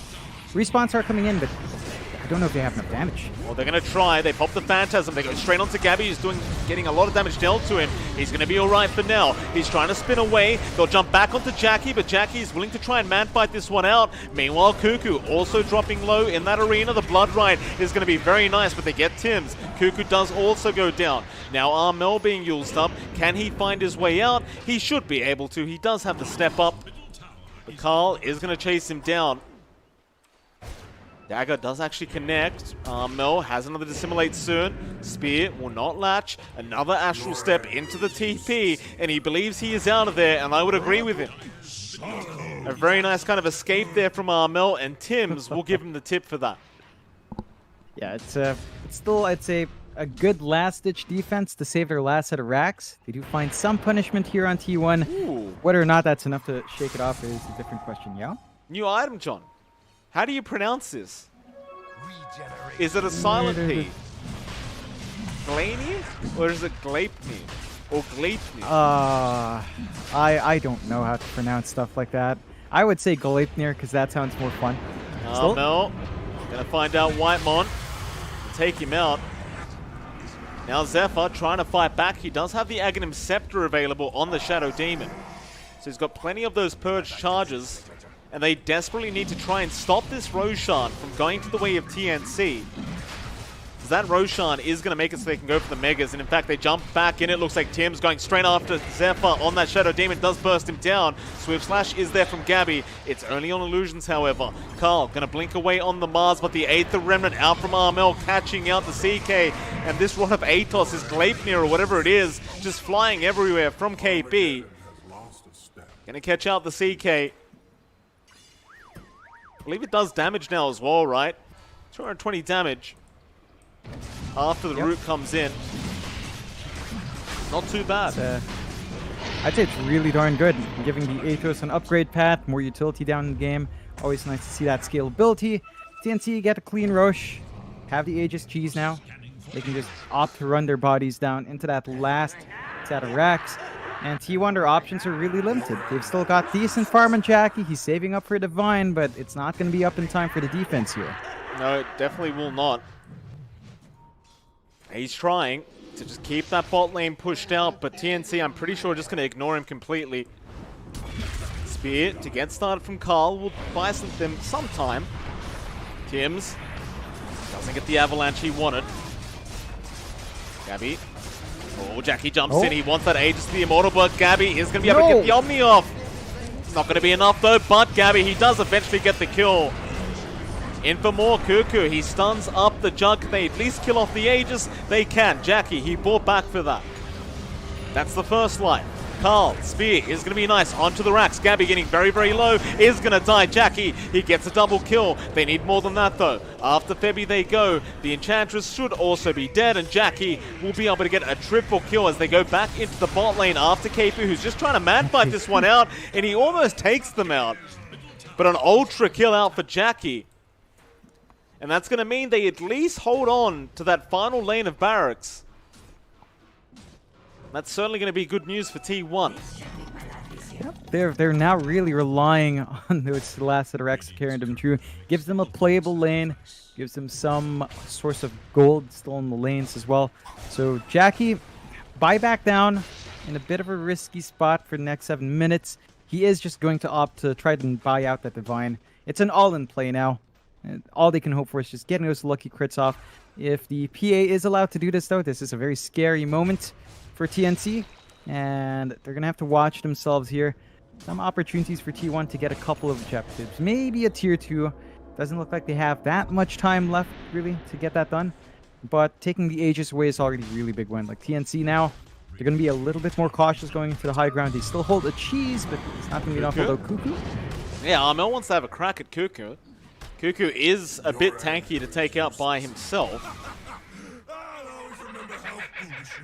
Does eventually back off to just come back with his team. TNC just hanging out as 3 in their base.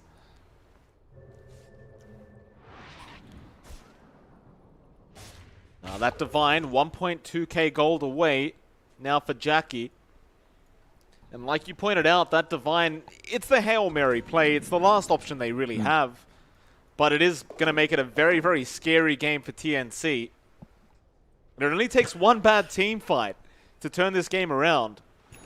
Yeah, and that's really it. Like T1's just teetering on the edge. If they find a big win, they might be able to push it all the way back, take a couple of tier 2s, even out the map control, and suddenly they're back in this game. Have to point this out as well. Tim's actually went for the shards. So Craggy. Craggy's back, baby. I mean, why not though, right? Like 20% chance that they stun themselves. Yeah. Kind of nice up against the annoying. PA. It is very infuriating to have to play up against. Especially if you are Jackie and you're just trying to kill someone quickly, but then you get stunned for a second. It's not going to feel very nice.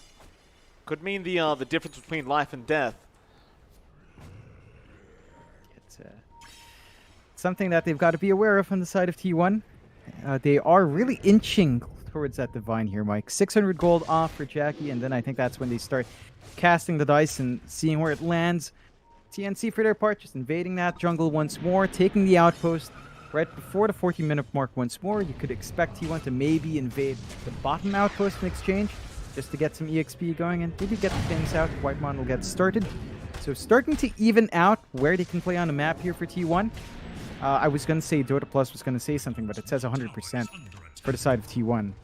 So, Dota Plus always knows, John. It always knows. It's been 100% chance this whole game. So, I'm glad I spent my money wisely, John. It's doing a great job. Thank you, Dota Plus. TNC going to keep moving as a unit with this smoke up into the mid lane. Gotta watch out here, Mike. Divine's up and Jackie. So if they get caught behind, that could be a couple of kills going their way in T1. He's critting for 3k right now. That is a very scary predicament here for TNC, and they do not know about it. Carl actually pops the Minotaur horn for some reason. Might have needed it too, as they look like they are going to engage. Febby, he's going to bait, although he just gets destroyed by Jackie. Immediate crit out with the Tagger.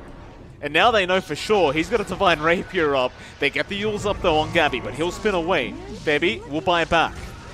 Jump in. Oh, Cuckoo. There's the craggy coat we talked about. He gets stunned up, and now the Swift Slash is going to be there. Zephyr with the save, with the disruption, but it is not going to be enough. They've lost the CK, but he will buy back. Now the Omni flies through. Whitemon dropping way too low. Carl's in trouble as well. The Mars, can he survive? It doesn't look like he can, but he gets the spear off in time. It's not going to be enough, though. Still Jackie with the Divine Rapier. He rips Gambit to shreds. Going for more now. The Hail Mary play. Trying to fight by himself with the Rupture toss away. Jackie, he's not dead yet. Armel's trying to find him. He gets bashed up, though. Armel needs to find a way out. He's going to try and fight. KP does get the kill. Where's the Divine Rapier?